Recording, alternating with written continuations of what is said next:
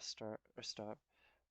Hey, my apologies, ladies and gentlemen. Uh, apparently, my Being computer. fast. No, my computer had to install updates.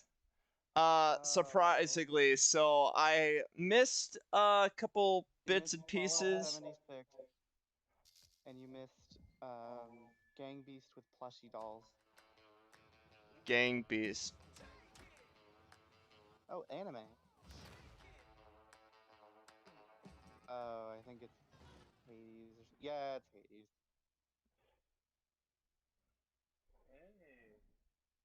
Well, you can get Hades on Xbox One now. I don't really want. Uh, let's see here.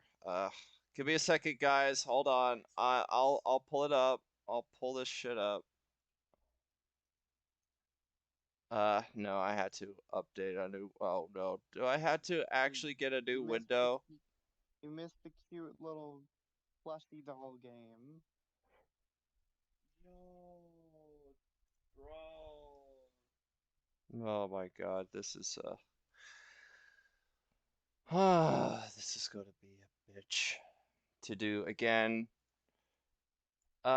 Ladies and gentlemen, I apologize for all of the bullshit that happened. Basically, my computer had to do several updates, and I missed like I think 4 or 5 minutes of stuff. So I You apologize. didn't miss much, people. You just missed Fallout 76 and Elder Scrolls Online updates. Fallout. Oh no, are they having new? Are they having what I think they're having? They have Liu Kang as an ally now. Fucking Luke Kang. It's the I actor kind of for Liu Kang. It's not the after I'm actual done with this, I character. had to go back and see that shit. It's not the Uh, actual character. It's just the voice actor. But you missed the really cute game with the plushy dolls, like a fighting game or something. I have to for the sake of the chat, for the sake of the people. And then there's this emo shit. All right, give me a second, guys. This shouldn't be long to do.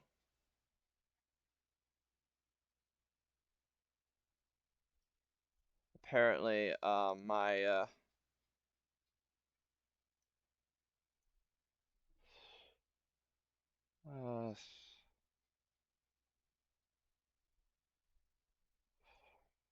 oh yeah, this is good.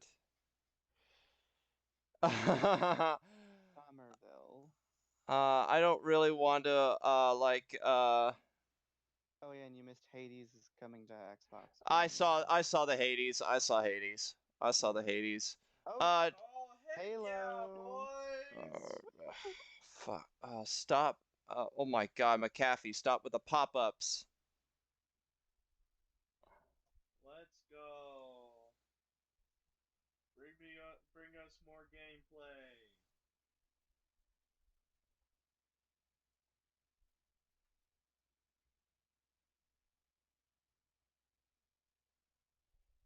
The Xbox Game Pass. Yay. Wait, multiplayer. Oh shit. Oh shit. I might need to fix that shit Oh, again. Hold multiplayer up. will be free.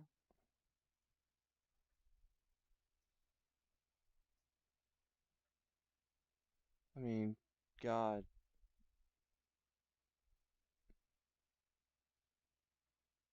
Yeah, he probably came back because he saw Halo 5 and was like, you people need a guiding hand. I apologize, chat, for this. Hopefully it's nothing too hopefully it's nothing too bad. Uh everything else. But uh it is what it is. Nothing I can do. I Wait, digress. please don't be Battle Royale. I do, might digress. Oh, no, this is the story. Let's go. Uh All right, let me turn this up all the way up. Okay. Alrighty, we're good. We're golden. We're golden now.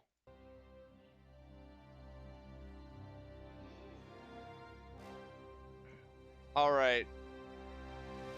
We're back on. The heart of Halo is Spartan 117, the Master Chief. In the next chapter of the Chief's story, you'll face his greatest challenge yet. But Volume up. Oh, that's what happened. I just finished and the stream stopped. Yeah, that's because I had to hey, it's Halo Infinite. And we Oh, Cortana. Cortana. Hold on, we got Cortana. This is hype. This is hype. Let's go. Chief wearing that like classic Halo armor. Let's go. It's enough. We got the guy back who helped make the original Halo and ODST. Let's go. And flippin' Master Chief has the Doomslayer's hook thing. Got him. I need you to understand. There's not much time. What the shit?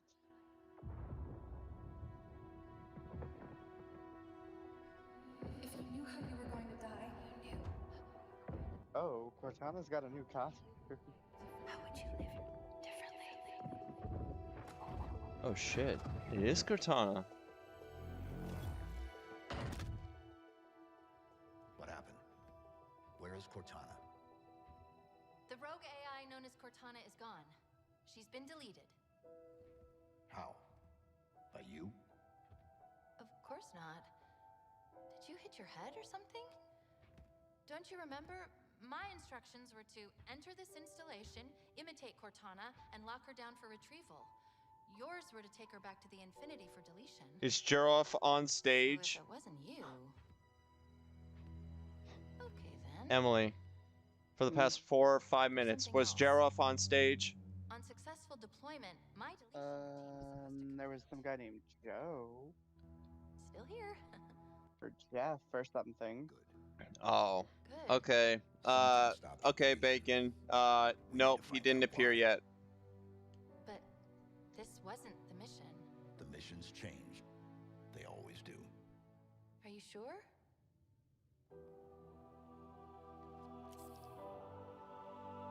Oh yeah, this holiday season.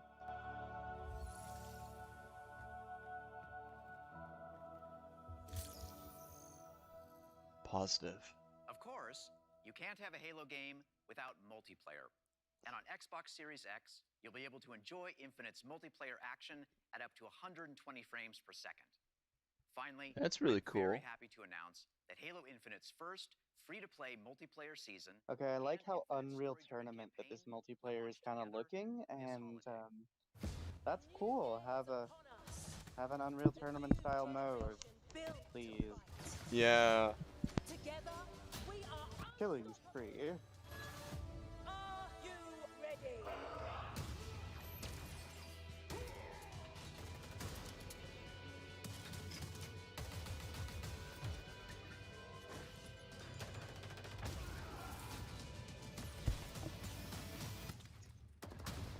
So for Fallout 76, is it DLC adding? Yeah, it's a new area and some new missions and stuff. Oh, I guess like new NPCs. oh yeah. How about for the Elder Scrolls game? Is it completely new? I think it's a new expansion. I wasn't I'm gonna be New honest, expansion? when it came to Fallout 76 and Elder Scrolls Online, I wasn't really paying attention. Oh, Elder Scrolls Online. Okay, it's not another mainline Elder Scrolls game. Claim the enemy flag. Return it to base.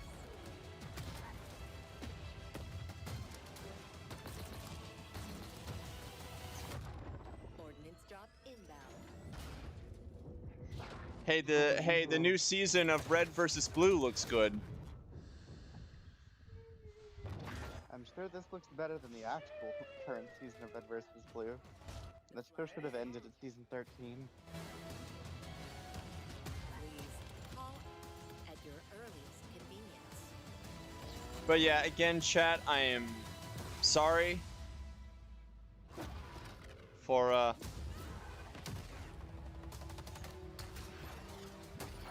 the technical difficulties. Oh, we got maybe something new.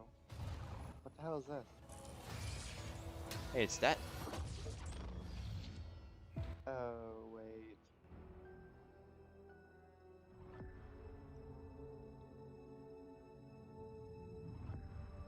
Holiday 2021. We finally got a release date for Halo Infinite. 9/23/21. Oh, this isn't actually new. Never mind. This is the port, I believe. Wait a minute. This will make you happy, Corey. Wait a minute. What is this? Wait a minute. This will make you really happy. Wait a second. At all costs.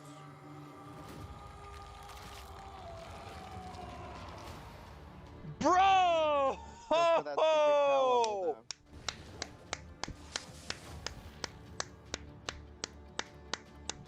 Yo! Diablo. Is it Diablo 2? 8-player co-op. Is it Diablo 2? Yeah, this is Diablo 2! This is Diablo 2! On console! Bro, let's go! This may be an Xbox exclusive. Oh shit. I didn't see if it said exclusive or not. Remaster official. Yeah, this is Diablo 2. This is Diablo 2. Yep, Diablo 2. Available 9/23/21. Prepare to return to hell. Yeah! Woo! Diablo 2, let's go! This may be our darkest hour. But it was Oh, another game. the greatest moment.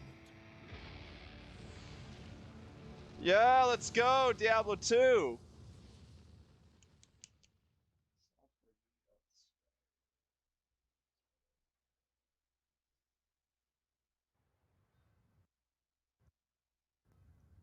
Oh. Oh. Oh yeah, the capture it engine. Yeah, the thing's not even buffering. The video is not even buffering. But he's my brother. Wait, Emily, is the same situation happening to you too? What is? The audio not working and is working, and the No, audio's working fine for me. what? Oh, is it? A Plague Tale Requiem. Is it I on my completely forgot end? Plague Tale was a thing. Yeah, it is on your end. Yeah, because my video is working just fine. What the fun? But a Plague Tale getting a sequel, that game. What the following hit- shit? okay. Okay, fucking hell. Oh my gosh, how many Far Cry 6 gameplay are we gonna get? Okay, it's still going. What's the problem? A Ubisoft original. An Ubisoft. Oh, more Oh Far my Cry. cry. How many? Oh my god, how many more times does Ubisoft have to bring this game? And Yara is burning. I swear to gosh, if I see this What in exactly is your Nintendo, plan? I'm gonna freaking... Hold hands, sing songs. I'm about sure fire. Nintendo when... Yeah, an Ubisoft original. Time you learn about resolver, Danny. To take down Castillo, a guerrilla needs the right tool for the right job. This is Microsoft. It's not Ubisoft anymore. We got it. I got you covered.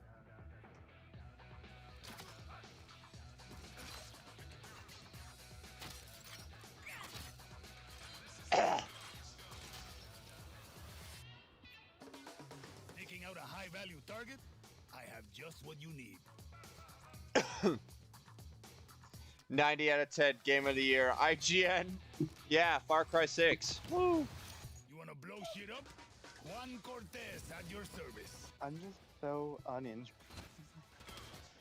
No, I'm uninterested even since have the any- freaking. I'm just getting like, I don't have tired any of Ubisoft putting this game, shoving this game to my freaking face for all of E3. I don't even have any jokes. This literally looks exactly the same as the last, like, 3 of these games that come out. Wait a second. Who brought the monster? Hey, whatever you need to get the job done, Danny. Okay, we get it, Draw. We'll play Far Cry 6. Next time I see you. Like, honestly, they all look exactly the same. Console exclusive. Hey, look, whoa, hey, whoa, look, whoa. it's the puppy. Hold on. Console exclusive. Come on. Killer Instinct. Killer Instinct. It's not Killer Instinct.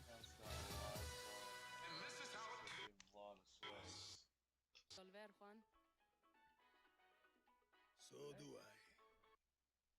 Oh my God! Stop, please. Oh, that's cute. What? A little thingy thing. Is this Microsoft's answer to Bugsnax?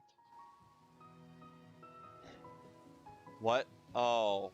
Oh, it's so cute and colorful.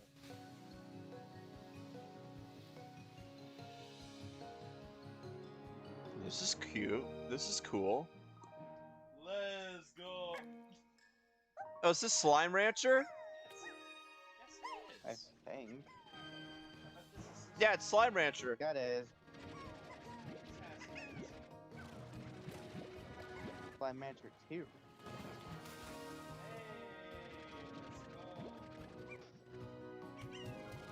...2022. Also available with Xbox Game Pass. Okay. Shut Oh, up. another console exclusive.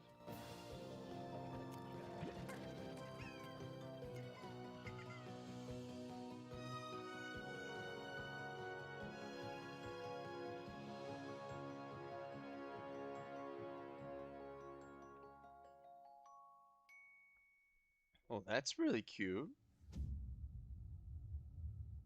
Play it day one with Xbox Game Pass. Yay. Console launch exclusive. Welcome back to Shred-Ageddon. Here's a new trick. Let's go. Oh my God. It's the snowboarding game. That's a thing. Another sports style? Another swing. So.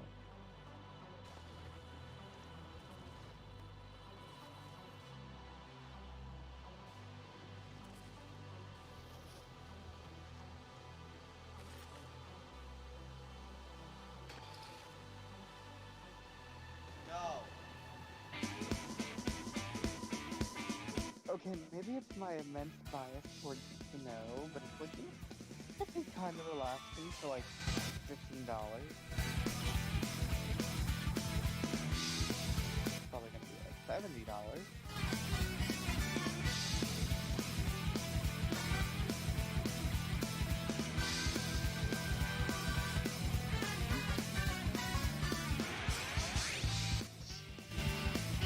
Okay, come on.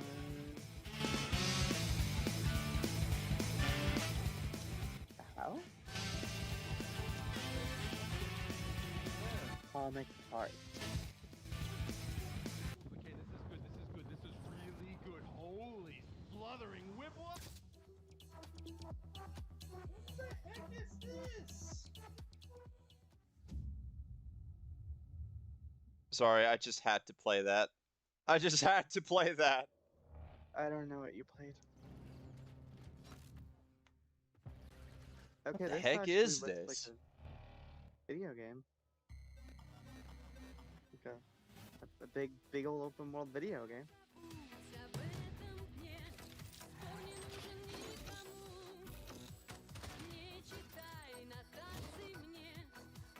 What the hell? Yeah, what the heck is this? Yeah, this is strange. Reminds me of that movie from a few years ago, the first-person action movie. Does anyone know what I'm talking about?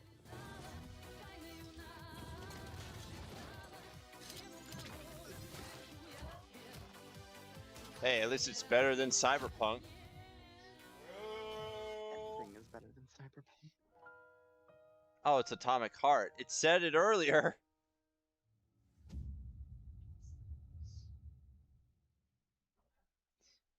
It's a pixelated game. We got, actually, I don't know what we got. I can't tell what's going on right now. Death Road to Canada? Is that Maybe? actually what it's called? Maybe? No, it ain't. It's something else.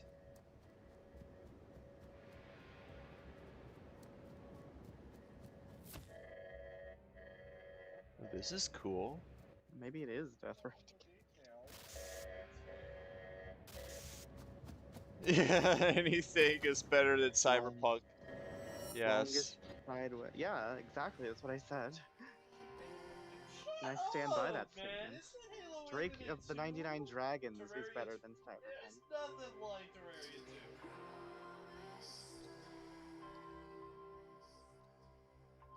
2. This is cool. Oh my god, those realistic pixel graphics. This is cool. And the movement of the camera though. I like this. I'm not super interested, honestly. You know, maybe my standards are too high. Maybe I'm just expecting, I don't know, too much. At least... Oh, hey, I remember this. The flippin' survival game. Ooh, replaced. Okay. Okay, to be fair, this is actually actually a lot better than what Ubisoft and Gearbox have produced.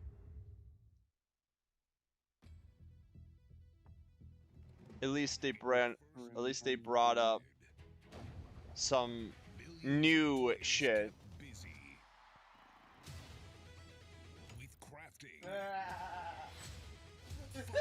This is not Ant Bully.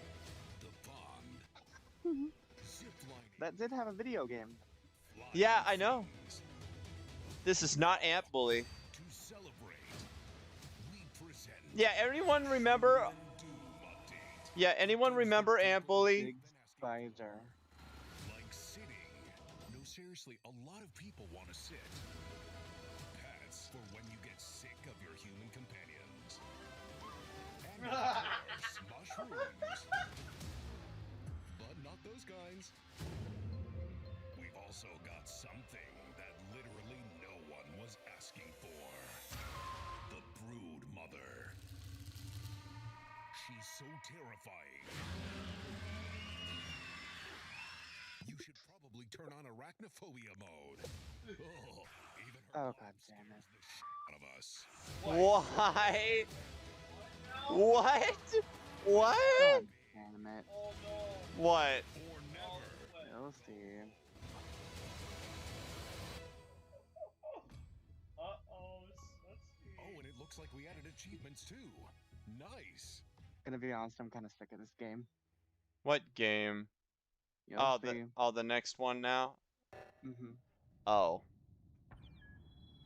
Someone's acting a little sussy today. Oh, shut the fuck up. Coming Yeah, it soon has to an 15 Xbox player Series. lobbies.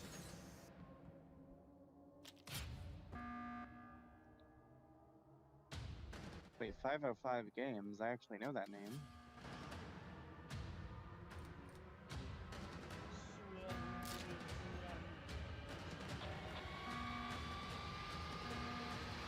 Oh yes, anime boy bullshit. Pretty boys with problems.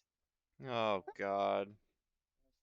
I don't actually know if that's what the game is about, but it's an anime shit. Oh my go. god. Animu. 505. Oh no. What have we got here? Oh yeah, Animu it up. Oh, it's anime. It's like some kind of side scroller RPG looking thing. Oh, like always. Yeah, and a nice art. Oh, cool dynamic action. Well, at least dynamic camera in the action. That's cool.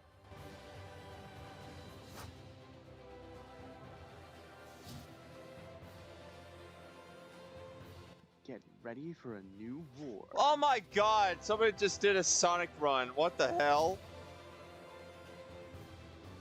Hey, if we Sonic run, they can't stop all of us. Is that...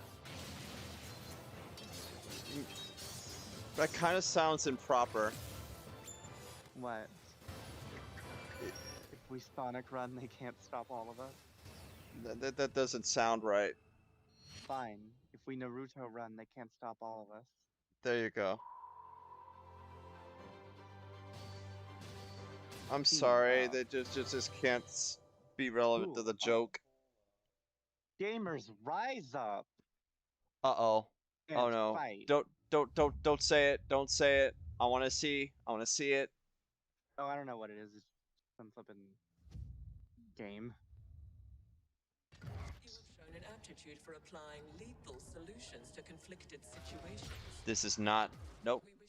So far, Psychonauts and Halo looked interesting, and flippin' Slime Rancher's cute. What's this Doom Boomer isometric shooter? Damn, you mean? You're meaner than I am. Oh, the Ascent. Okay.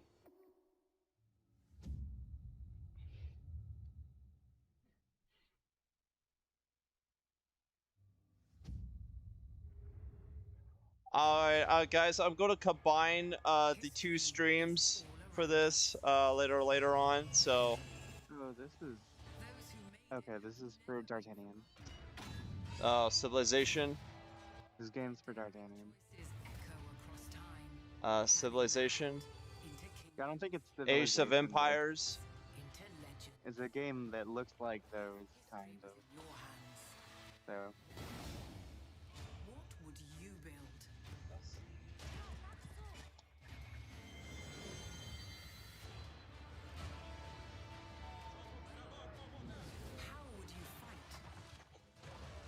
How would we fight? Where would you go? Where would we go? What will you make history your story? Make things... Oh, it is Age of Empires. Age of Empires 4. Oh, wow. I guessed right, did I? Holy shit. That's a game for D'Artagnan, and not Emily. It's all good, though. Oh, Xbox Game Studios, come on. Come on. Killer Don't say instinct. it. Don't say it. Killer Instinct. I wish we could both sync up to proper times, you know? Oh, god damn it.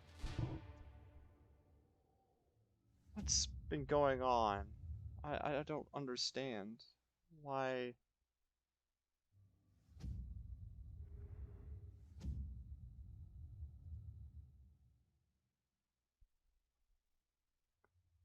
We begin by hearing an old, wise-sounding voice. Oh, wait. What the hell is this? Quiet. For a second, this looks like Fable, but now it's big and important. Making fun of trailers? Something must... Is this the Emily game? Make fun of stupid stuff that the game industry does? Creature be in the game? Can we make fun of NetherRealm next, please? I do it forever. Making fun of Netherrealm. Suddenly. Damn. I like this game already. Running. These pointless slow-motion shots. What a heel! Oh my god! Pre-sale numbers. This is a trailer. Can mean only one thing. What an absolute heel. We must gaze over an epic shot of a world. Oh, it's the Outer World. That was going to be my first guess. Is Outer Worlds. Yeah, that's a cute trailer. Good on you. Developers haven't finished the design, or finished the story, or finished any gameplay that's Good on you, Obsidian. In fact, the only thing Xbox Game Studios, Xbox console exclusive. the title. Captured real, the 4K, blah blah blah blah blah. Yeah, Outer Worlds 2. Holy crap. Ooh. That's great. Holy shit. Xbox console exclusive. Wait, oh, what do we got this? Flight Simulator? It looks like a simulator. I think it is. Oh. It might be Microsoft Flight Simulator. I think it is Microsoft Flight Simulator. But yeah, now you can play on the Xbox.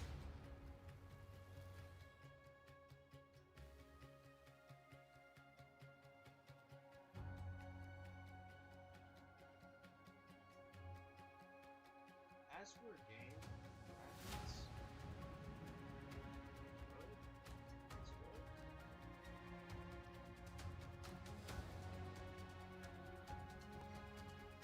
don't tell me that there's multiplayer.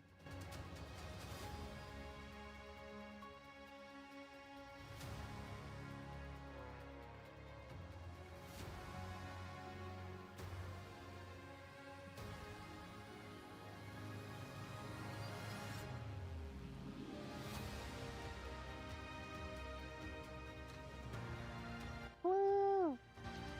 Gamers rise up. Okay, confirmed. Okay, confirmed.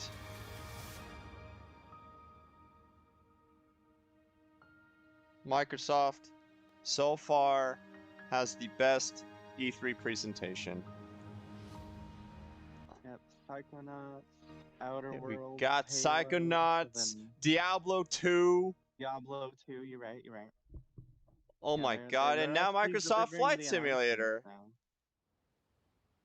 They're actually delivering the announcements, which is Yeah, they actually delivering the announcements. Like something that Ubisoft and Gearbox need to learn.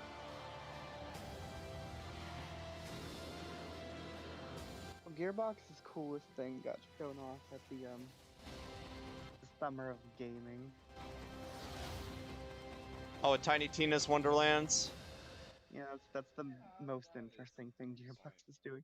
I'm not even super interested in that, but that's I'm going to be getting that. I'm going to be getting that when it comes out, along with for Ubisoft, that is, with Mario Rabbids 2. Although personally, I think Devolver Digital is actually the winner right now. Of course, because Devolver Digital showed off Shadow Warrior 3 gameplay. Oh shit! I need to see that. Oh. What do you think, chat? Should we watch Should we watch Shadow Warrior 3 gameplay? What a flipping surprise! It's Forza. Yay. Oh, it's more Forza.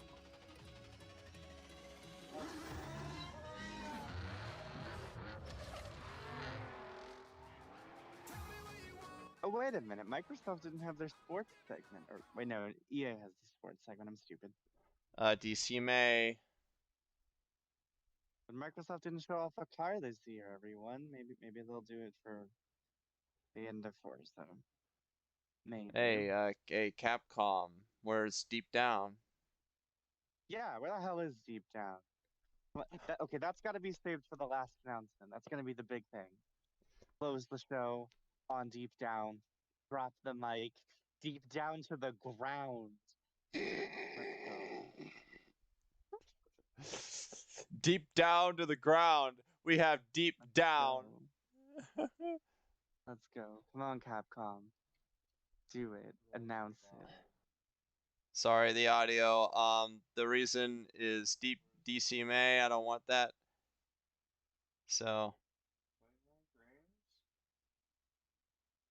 are you making on Playground Games?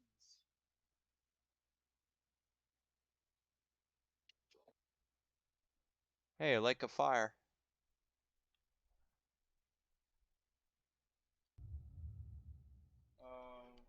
Oh, yeah, that's right.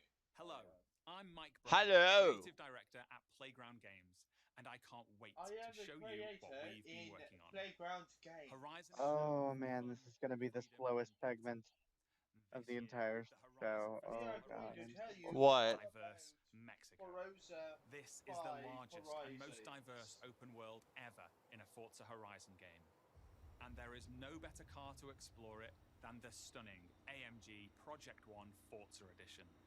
Rendered in unparalleled detail and with ray tracing in Forza Vista, thanks to the power Ray of the tracing. Xbox Series consoles. I've invited along some of the team to help give you a taste of some of the amazing content that's waiting for you in Forza Horizon 5. Gameplay. Please welcome Bill, Maddie, Sierra, and Don from the Forza team. Hey, Mike.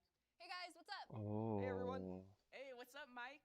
And we also have Abraham with us as well. He's one of the talented actors who will be appearing in the game. Bienvenidos a México. I can't wait to show you what we've been working on. We begin in the rainforest on an expedition. This is a new campaign mode in which you set out on an adventurous journey across Mexico to explore new locations and discover places for the festival to expand. I'm on the river Ooh. now. We're getting close. Yay. There you are. How's the expedition going? I'm racing a car. Did I just hear you snore? Much better than this. Did I just hear you snore? See some ruins up ahead. No, it was a fake snore, but my point is I'm really bored. This city is still a jewel of Mayan art. Oh yeah, now you know how I felt That's whenever the peak of our I adventurous campaign. watched But the Forza Horizon Ubisoft always been a game that's Gearbox best enjoyed with stream. others. Let's go and see what some of our other players are up to. The Xbox Series consoles allow us to capture every last Oh, that worked detail, out so well for right down Fallout to the 76. individual needles Yeah, on these let's make trailheads. everyone real players. The scene looks real, but there are no Yeah. tricks. This is People won't just screw you over behind the wheel and, AMG you know, Project One be cunts about everything. Mmm. Yeah. That'll never happen. perfect place to meet Here you go. Here's a GIF. Yeah. the next generation of our Horizon Live servers. Everyone else we see here are real players. And it looks like Maddie has been joined. Are as one real of the Forza team. players. Let's leave Maddie for a moment and head out to the coast and meet Don. Don is already on the move, exploring this idyllic seaside town. This is a recreation of Mexico that is honest, authentic, and filled with love. Speaking of, hold up, Don. Oh, hey, what's up? This is a mural by Mexican artist Farid Rueda. Just one of the many beautiful, faithful pieces of Mexico you'll find all over Forza Horizon 5.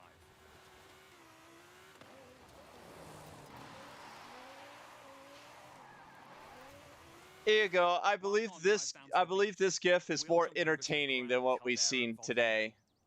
Check out this geology detail, implemented with precision accuracy using photogrammetry data captured on location Yeah, I wish I had some jokes or something. The entire world has been recreated. Oh no. Oh, go ahead. Think of some jokes. We're I ready. don't have any. The volcano Sierra and Oh, Friends come on. is the highest I know you'll do. I know you do. Okay, you know what? I'm switching over to your flipping stream. I want to look at this GIF. for miles in every direction. In the Mmm. distance, we can just about make out Guanajuato. Yes, they showed off Far Cry 6 again.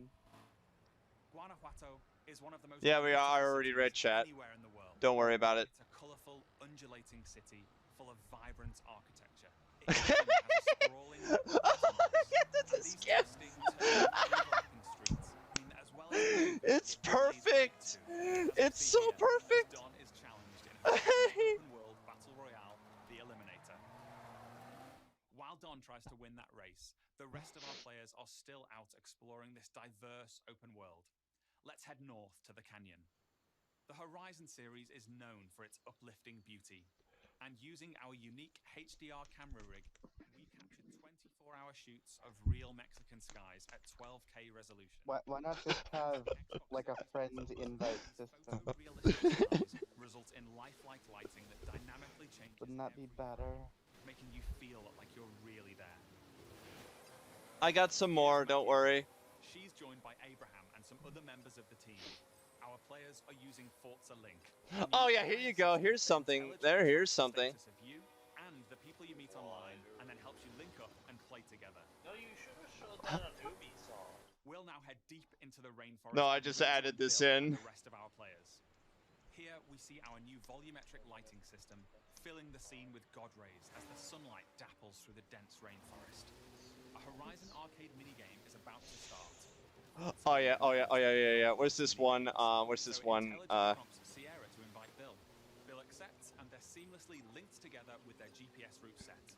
With that Horizon arcade minigame starting soon, all of our players are coming together. This minigame is called Pinata Pop, signaled by the Horizon cargo plane dropping a payload of pinatas. Ooh, over this way. Gotta catch up to you guys. Our players now have to work together to find and pop as many as they can. Okay, go up here to the left. There's loads along the main road. Here I go. I'll take a left through the bushes. Where's the damn There's some between the houses. Oh, there's a couple more over here. Sweet. While the team grab those last few pinatas, we're going over to the stadium because I have one more thing to show you. This is Events Lab, the incredible new toolset that allows you to create your own races, game modes, and gameplay experiences. You customize everything, right down to the fundamental rules. All right, I got the perfect GIF. Okay, it's over. We're gonna go to the. Forza Horizon 5 is Hopefully they have something else before they show that. open world we've ever built. And it will truly Oh, be an son of a bitch, that outstanding might have been the showcase end. for Xbox Series consoles when it comes to Xbox Game Pass this November 9th. Thank you so much. I'll see you all in Mexico later this year.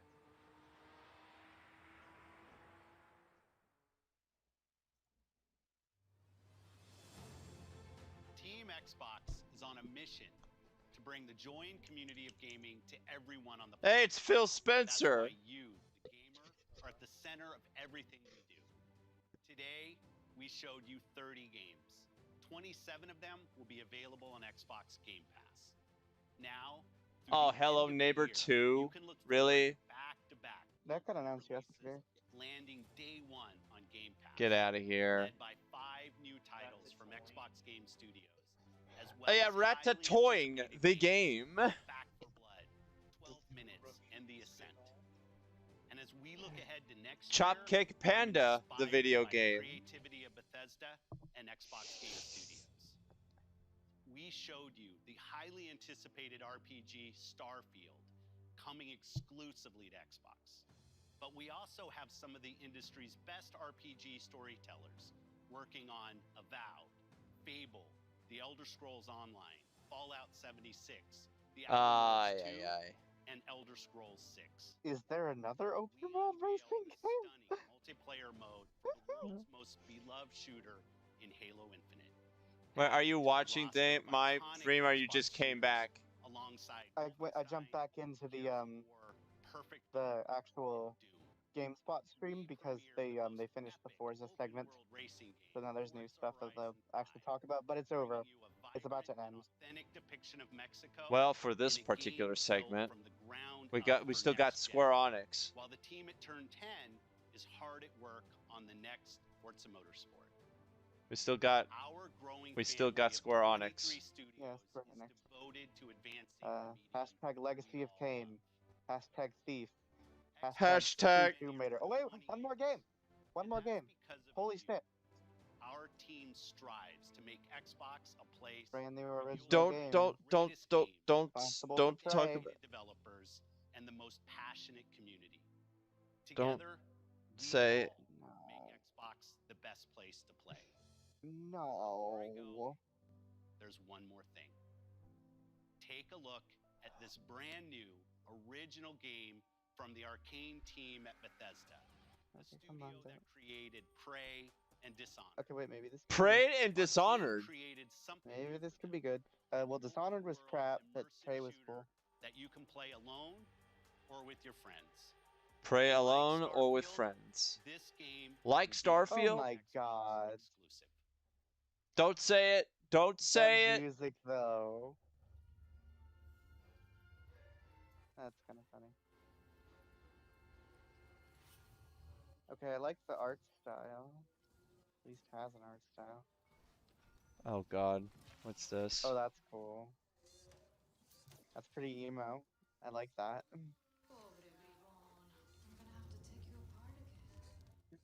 Hey, Duff, anything interesting? This too. Mandible, 25 centimeters, dramatically elongated by 3 cousins. What is this? This looks like an arcane game. Like they at least tried to incorporate magic shit So, that was fun. and weird stuff. That's your cue, mate.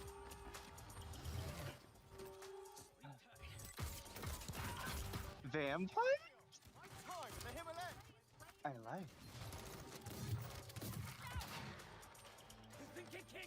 Hello, baby.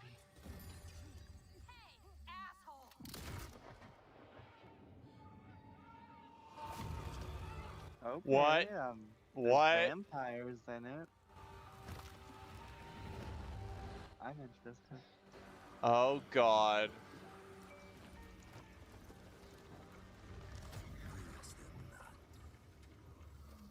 How do we always get into this shit? This cannot be Agents of Mayhem. Nope.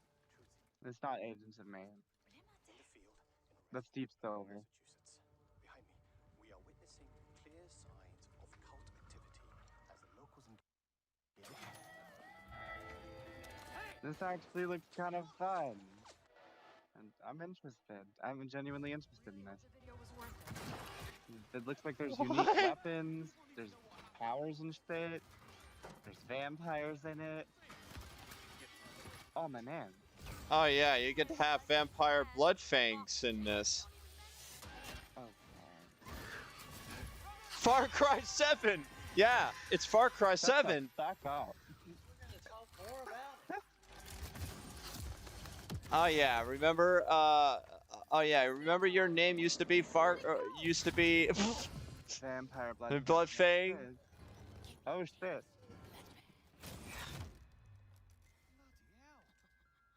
Bloody Please hell. let me be able to get vampire power somehow. What the flip? Lauren from Unreal Championship?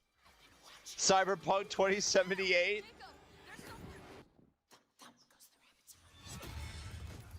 What the fuck? Oh, shit. Dev's gonna love this one. What the hell is this?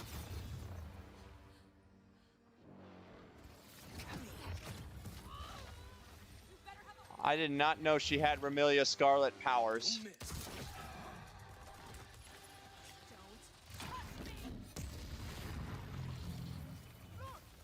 Yeah, look at that bullshit. Okay, this is actually cool looking. I'm interested in this. I hope there's character customization though, because I'm not really digging any of these character designs. I'd like to make my own character. Is that Yuri Lowenthal?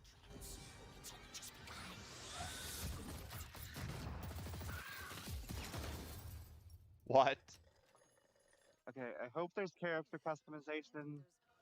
I really hope there's character customization. What does it taste like? Be specific. Like blood and death and strawberry. Hey, I like that guy with that raven. Redfall. Summer 2022. Damn it. That's a good one. Do you think things will ever go back to normal? Would you want to go back to normal? Fight back? Not if I still have Can I I become like a that little vampire? robot thing. It looks like it's a claptrap. It does look like Claptrap. Redfall. Redfall my ass. Oh. And now I think it's over. Yeah, this is just a Xbox Good exclusive. showcase of everything. Oh, this is Well, interesting. that was hype as duck. I'm hyped. I'm hyped for Redfall. Yeah, that's actually really cool. Just please God have character customization.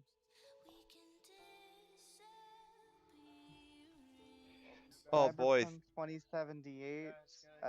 That looked way better than Cyberpunk. that looked better than Cyberpunk did at any point. Oh my god. More DCMA, maybe. I don't really want to take a risk. But yeah, this is better than what Ubisoft Gearbox had done. This is the best one so far. Like, they actually showed gameplay. They actually showed new genuinely hyped games, new for. gameplay. And they Yeah, announced new titles as well. this is what That was actually E3 cool. should be. This is really freaking good. I can get away. I disliked, the only thing I disliked about it is Far Cry 6. Freaking what I heard about Elder Scrolls and Fallout. So Oh, look. Did you see it? That was the little animal fighty game. yeah, I know. Stuffed animal game. Yeah. I know. I saw that. There it is. I read. I'm going to rewind it just a little oh. bit so I could see the stuff that I missed before we watch Square Enix. Hopefully the. Keep saying Square Enix. It's not Square Enix. Square Enix. Get it right, dumbass. Hey, I love pronouncing it Square Enix. Square Enix. Wow, thanks for showing us Among Us. Yeah, thank you for showing us the cursed Among Us game.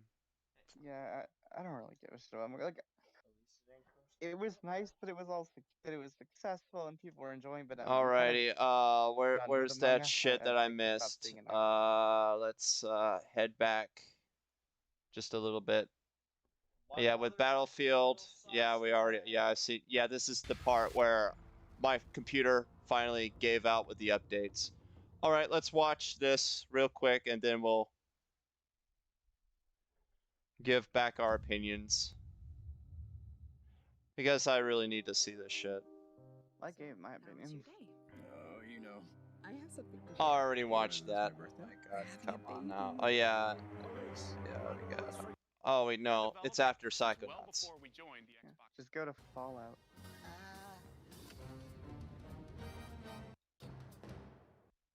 And welcome to the Bethesda E3 showcase. Okay, here it is. Share the stage with Xbox this year, and Microsoft doesn't want me to criticize about Fallout 76 and Elder Scrolls. It just shuts down my damn computer. We'll give you a first look at Starfield. Along with Bethesda Game Studios, all of our teams are continuing to work on the projects that have been in development. Alrighty, guys, this is what I missed. I don't know if you've seen it, but hopefully you do. Hopefully we'll now catch up. Chat. Bethesda games.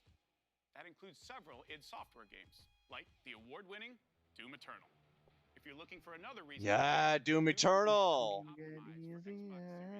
Are you watching my stream now? Yes, I am. Don't worry. Upgrade will be free for everyone who owns Doom Eternal. And on Series X, it will offer improved visuals at 60 FPS with ray tracing, a 4K mode, and an optional performance mode. Hey, I like Doom Eternal. Or maybe you're in the mood for a good game. It's a good game. Skyrim, which marks its 10th anniversary this November. Oh wow, we got Skyrim. So share your favorite Skyrim memories. Yeah, I thought they were gonna announce Skyrim coming to Xbox Series X, which that would have been a Chad move. They should have done that, but no, it's just 10-year anniversary of Skyrim. Everything you love about Fallout games. Custom camp building, rich storylines, warring factions, unique characters. That's bullshit! Fallout 76 is nothing like that. Most popular games on Game Pass, thanks to an incredibly welcoming. Popular games on Game Pass? How is it a popular game? Oh my god. How's that a popular game? Brotherhood of Steel are guardians of human civilization. Ooh. Ooh, yeah. Yeah. Fort Atlas is safe. It came at a great cost. Thank you, Dad. The Brotherhood must stand united. The super mutant threat takes priority. This proves more than anything the need for our justice. Wow. You're splitting And it's going to be ruined with all multiplayer. Well, which all Fallout games shouldn't have. missing and returning them home. So it comes to this. I thought you understood what that insignia meant. You are no paladin of the Brotherhood. You know power of the Brotherhood. I set this plan in motion, and I am the only one who can stop it. The Brotherhood of Steel must protect the future of Appalachia and of the world. Your righteous crusade has gone too far. While it may seem that we are fractured, I believe that we are now stronger than ever. This is a choice that can never Oh, this is a Brotherhood of Steel expansion? Honestly, no idea. Like I said, I wasn't Steel really paying Rain. attention to this for Elder Okay. Scroll. Okay. Free for all Fallout 76 players. Yay. What the hell was that? Expedition Squad Delta, report. Over. Squad Delta, what's going on out there? Come on. This isn't funny. I know you can hear me.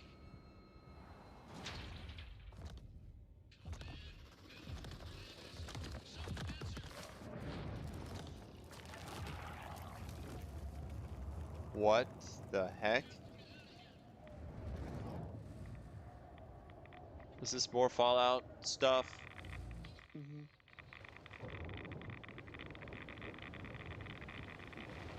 Pittsburgh. Oh, wow. The Wasteland isn't the only open-world playground with an amazing community. The Elder Scrolls Online from ZeniMax Online Studios has now surpassed 18 million players and shows no signs of slowing down. Right now, our players are enjoying the new Blackwood chapter, part of the Gates of Oblivion year-long adventure. We've got a lot more to come in ESO, including the conclusion to this epic story later this fall with ESO Deadlands. Oh, we finally get to end this thing and put up a new Elder Scrolls game. Series X and S.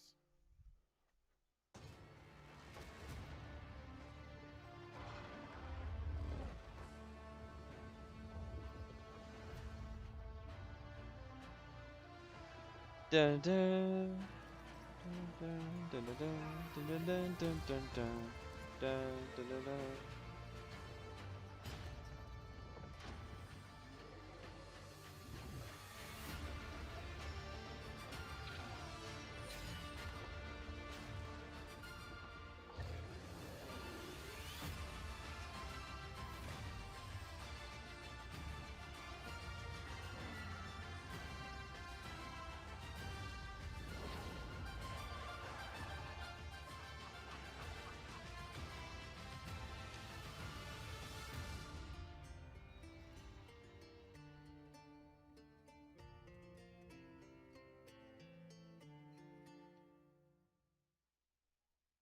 Wow. Elder Scrolls Online. Line. Yeah. It's a new world with new rules. Now, Oh, nothing is off God. the table. Winning this battle will take a new breed of fighter. Oh, boy. Wait.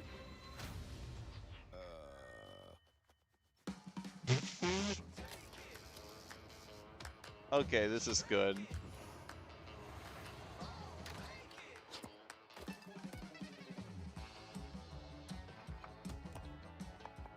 Okay, this is funny. Yeah, the little animal fighting game. Like it looks like Gang Beast meets like Naughty Bear or something. Yeah, it's like Gang Beasts. I think it looks Yeah, I like when the gorilla just headbutts.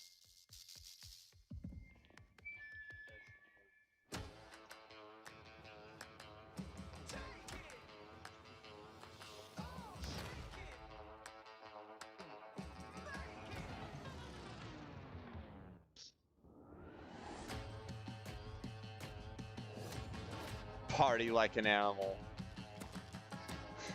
Party like a rock.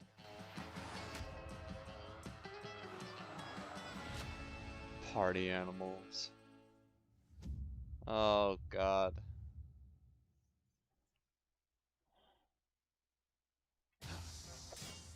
Yeah, we already watched Hades. Alright, we're caught up.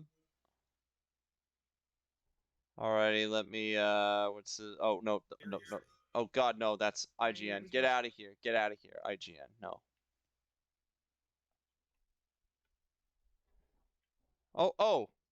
Today, I was like, Here we okay, go. Yeah, Square Onyx starts in 40 minutes. I definitely feel like the similar vibe is there. Jordan?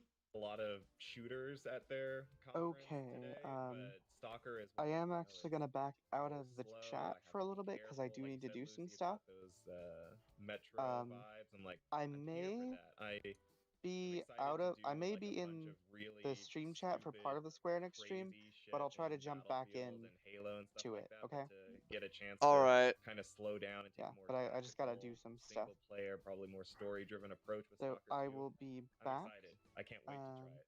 Yeah, Chaz it up. And then Yeah, after chaz Stalker, it we up. had a little bit of Back 4 Blood, which I'm not going to linger on too much because we are going to see more of it later today. Now Warner Brothers and Turtle Rock are doing kind of a little mini standalone presentation for Back 4 Blood. But it is coming to Game Pass day 1, October 12th, so the rumors were true. And we talked about it in the pre-show. That's kind of a very big incentive for a lot of us to kind of get together and play it. But after that was a brand new game that very, very brief cinematic CG trailer, Contraband, from Avalanche Studios. So this is the Just Cause devs, because there are 2 game dev studios called Avalanche, if I'm right in thinking, or like one is Avalanche Studios, the other one is like Avalanche Games or something. Like one of them was the old software, yeah. But this is the Just Cause folks. Oh, so you're doing okay there, Prince?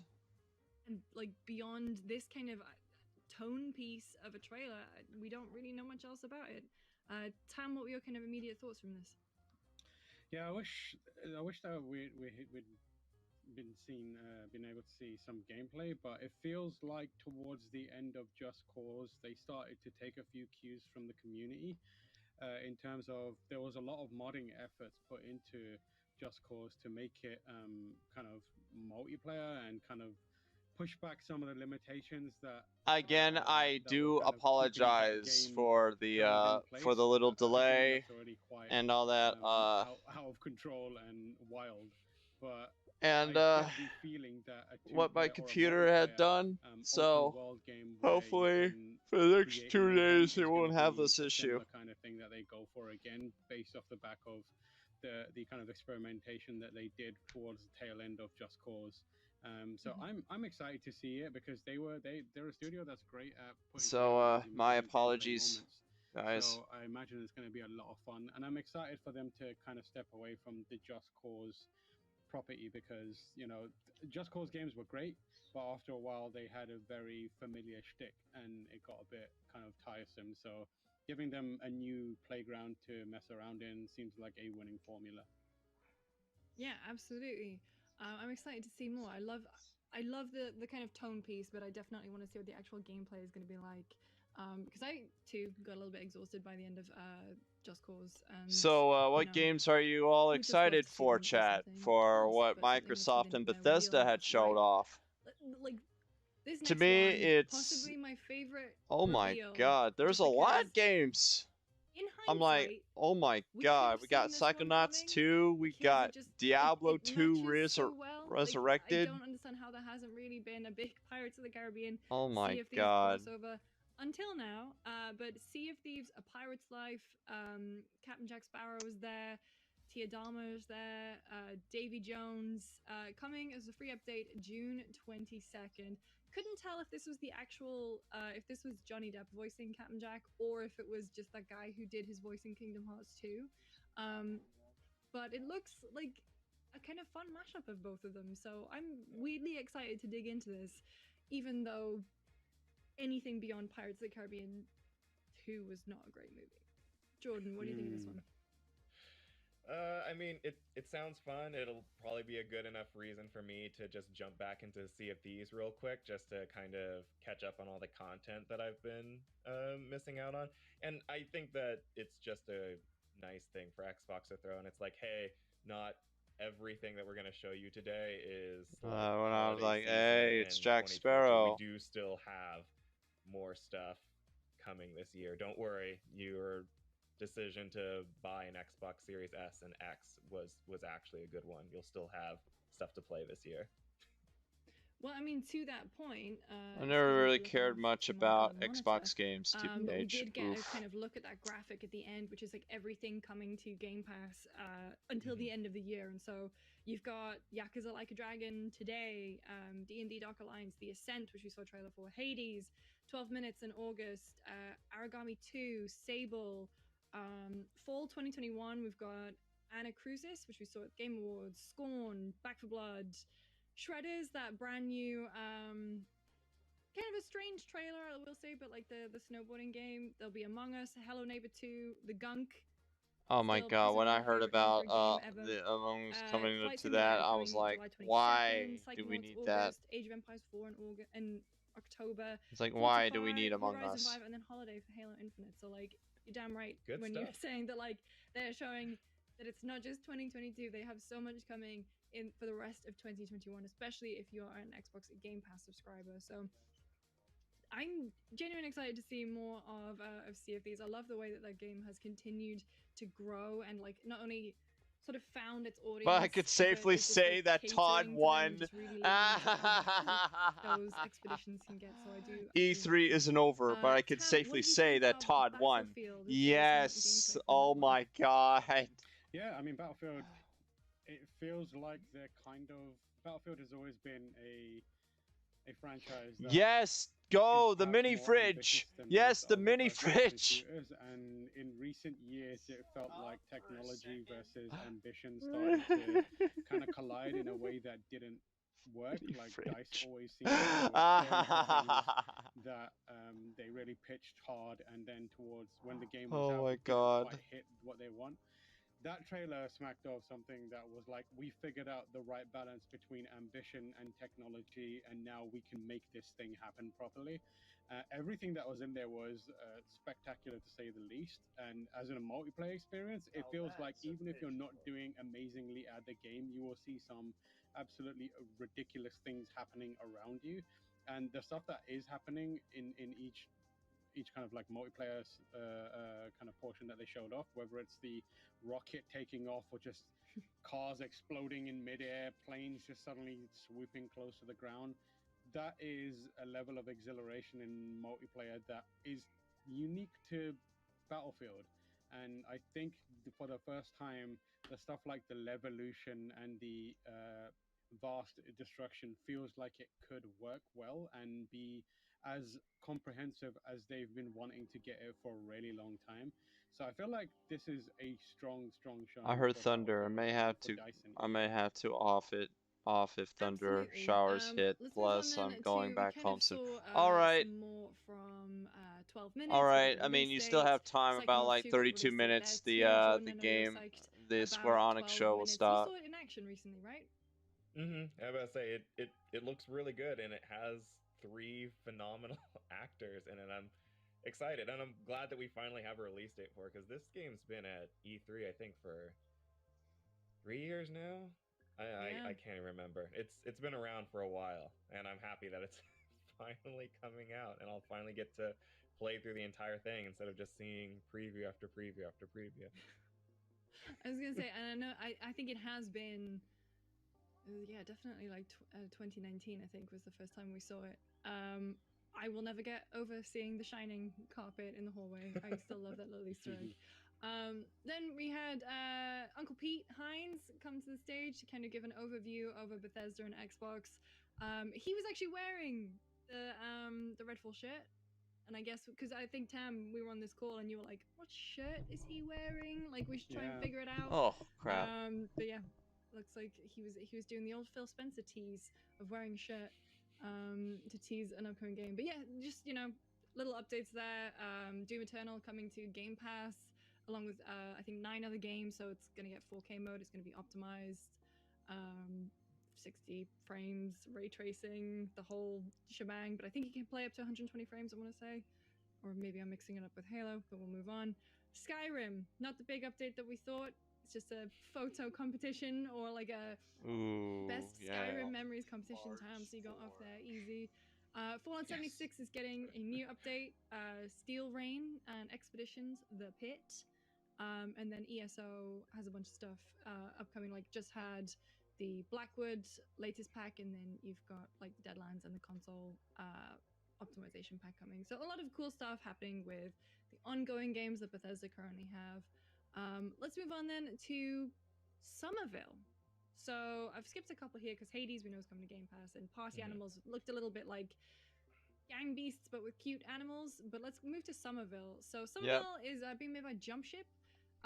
Built a studio built in collaboration with the ex-CEO and co-founder of Playdead. So yes, those that makes so much sense. Limbo vibes. So right now. Inside is a phenomenal game, like one of my favorites. It's such an incredible Oh, I've used this word 3 yeah. times already, but like tone piece. Like it is so well crafted, and like everything in that game feels so deliberate and precise. And I really hope that that's what we get from Somerville too. Jordan, what did you make of this one? Movement. This is one of those games that, like, I know how press works. I know how marketing works. You can't actually do this, but I would love if they just don't reveal anything else until we get like an actual like, oh, and it's coming out on boring this day. again. All right. I am totally sold on this trailer alone. I'm like, it looks sort of like Limbo inside. Now makes total sense now that you've told me who the developers are and whatnot. I'm like, I'm in. I'm sold. The tone of this game seems masterful. You didn't like have any dialogue whatsoever, but I'm already like in love with this family unit that's running. I'm doing something.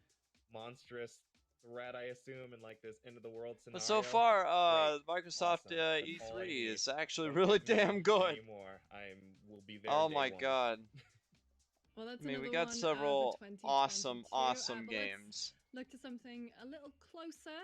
But still no concrete release date for Halo Infinite. I think that was one thing that we all really, really hoped to be there today, especially given the delay. Yeah, but year. we got. All we know right now is holiday 2021. Tam, what did this Halo presentation do for you? Was it everything you wanted?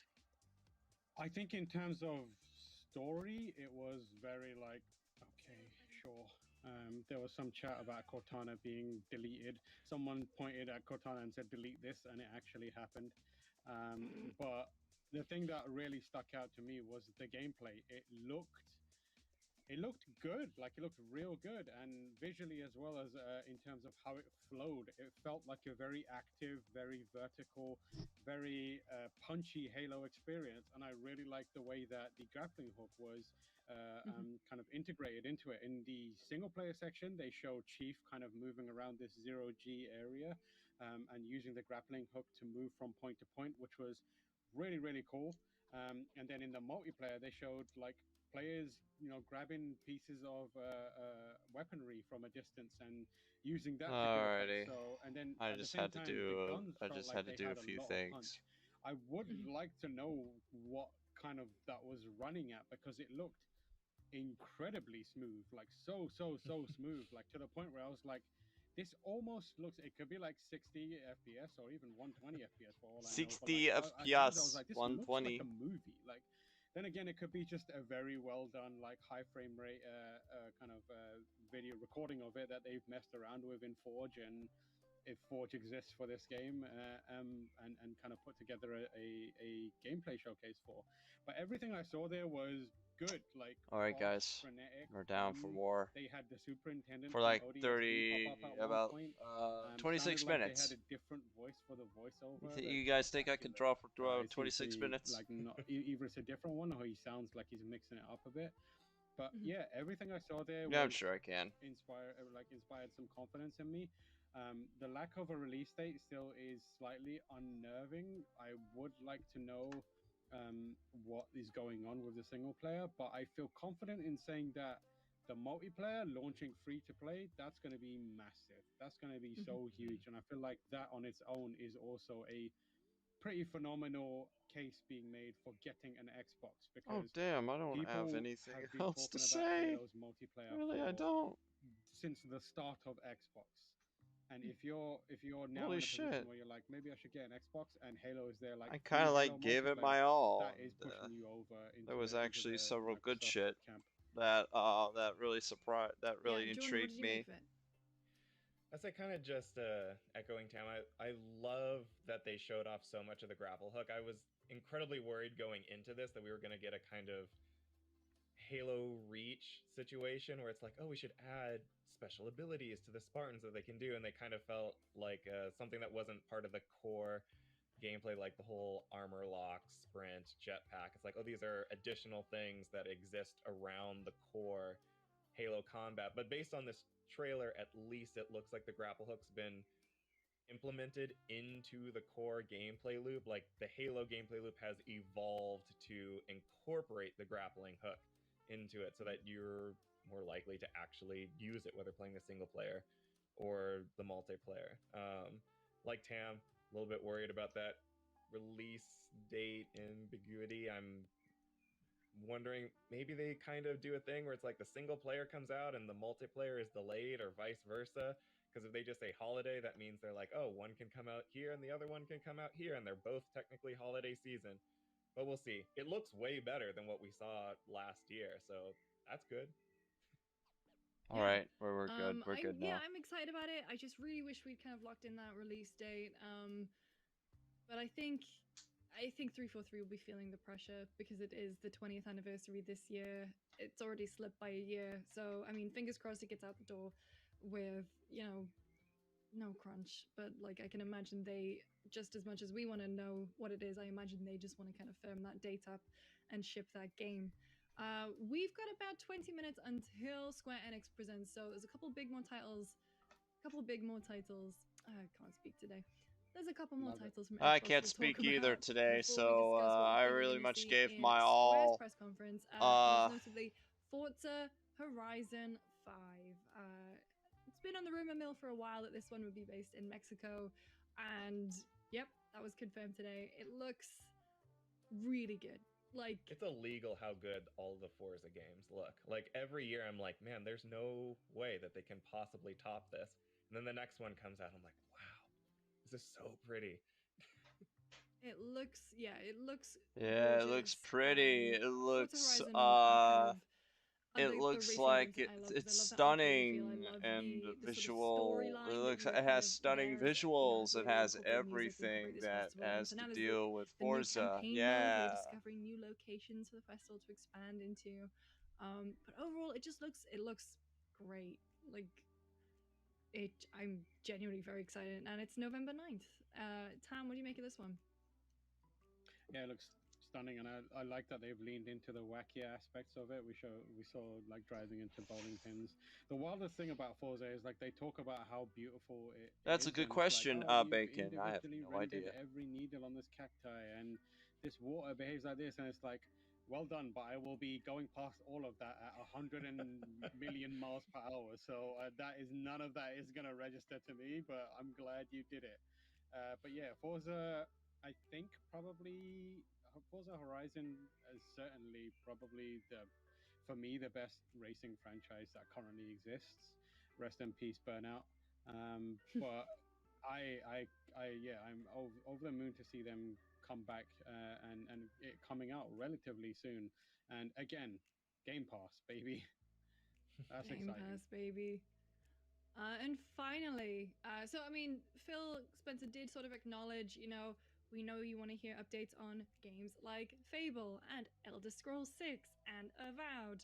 And actually, as we were talking, Paris Lilly, friend of the show, he's actually going to be a part of our E3 coverage this week too, is hosting Xbox Game Showcase Extended Thursday, June 17th, where he'll be in conversation with devs from some of those studios like Double Never Fine, mind. like I Ninja don't Theory, feel and like going Obsidian, her. and Rare. So interesting to see if there's going to be more. For news some there. reason, I'm not in the mood to draw. The show ended. I do know who After kind of I those little wanna teasers draw. from Phil Fuck. about the other projects that they have in the works. The show Should ended one of us on provide a an genuine OC or surprise. anything? It's If you want to. Arkane Austin's brand new game, Redfall. So we got to see the kind of CG trailer. It's an open world immersive shooter, because immersive shooter, what else could we expect from the lovely folks at Arkane? Xbox exclusive. And it's, I don't know, like a mix of sort of the supernatural and magic, but I mean, maybe it's just because I played so much Dishonored, but you know, I see the purple and I'm like, oh, okay, yeah, this is an arcane magic game.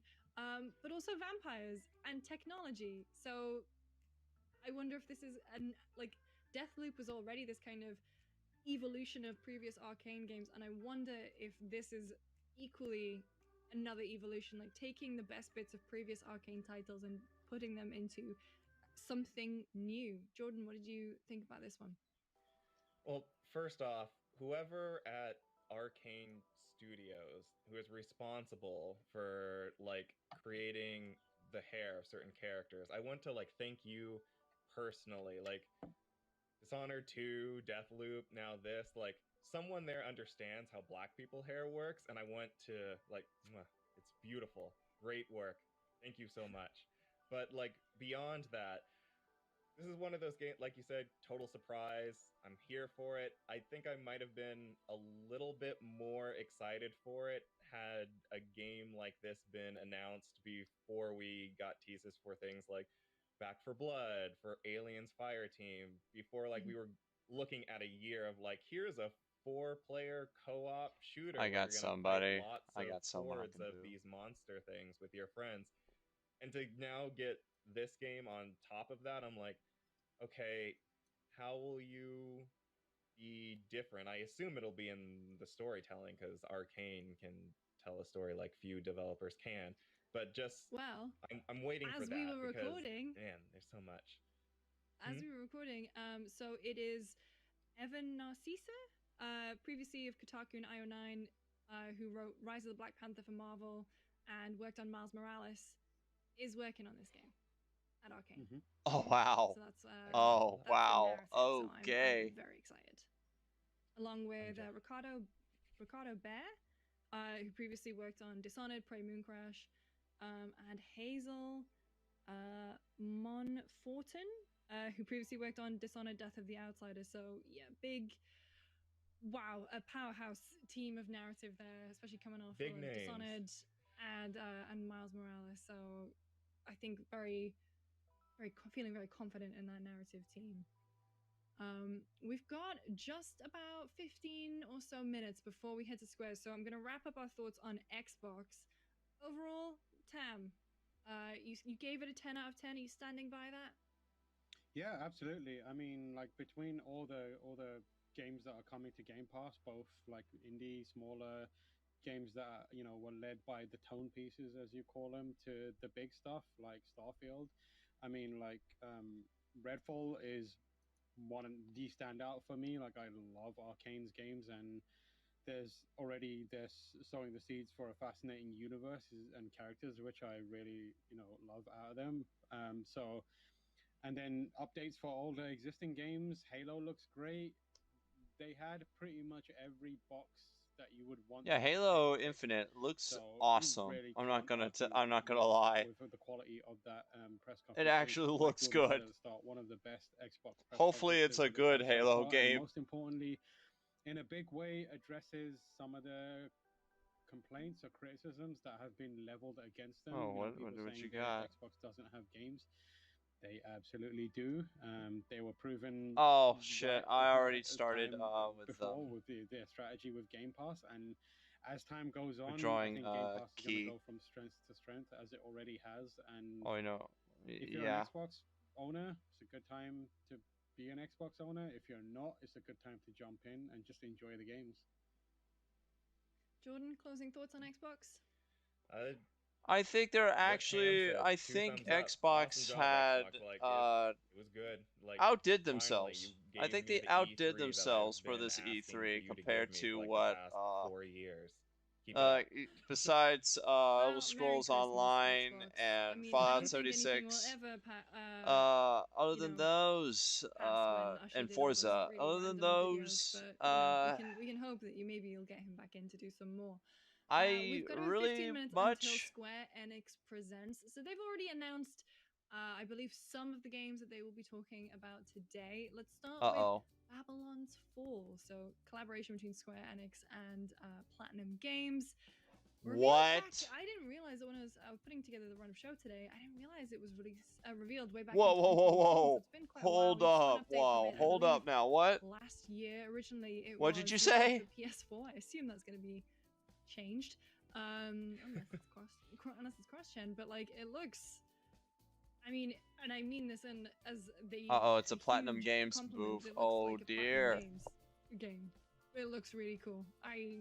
Immediately you get the Devil May Cry vibes. I know that's Capcom. Don't at me for that. But like you get the Bayonetta vibes. Yeah. They have a style to their games. Yeah, it's. Oh, it's a hack and slash. Great, and I'm it's a hack and slash. Oh my god, it's a hack and slash. Oh. Oh my god, it's a hack and slash. Oh lord, it's a hack and slash. Oh, that's my most favorite shit. Obviously, doesn't need to be said. Oh, that's my favorite shit. Interaction game, and the recent collaborations with Square Enix, especially as it pertains to Nier, that's my most favorite shit. Like front and center for a long time now. They have developed a good relationship, and they've also kind of developed a kind of reputation as a result, perhaps inadvertently. Bring hack and slash games back to life. Way higher on Platinum Games. I mean, Babylon's Fall. Oh, I heard about that. I heard about that game. Okay. I didn't know what it was. Okay, it was Babylon's Fall. They are inextricably linked now. I immediately know what it is now. All right, I just had to pause my drawing there for a second. I'm like, oh wait, hold up. This is a studio that makes awesome character action games, and they tell a really compelling story with unique hooks and mechanics in there. It would be wild of them to take a step back from this point and not have a all I want is Final Fantasy VII Part 2. That's all I ask. And schlocky and fun. Square Enix, come on. Vanquish or any number of other games that they have made. That's all I ask. Just kind of popcorn flick style stories that you can experience and then throw away.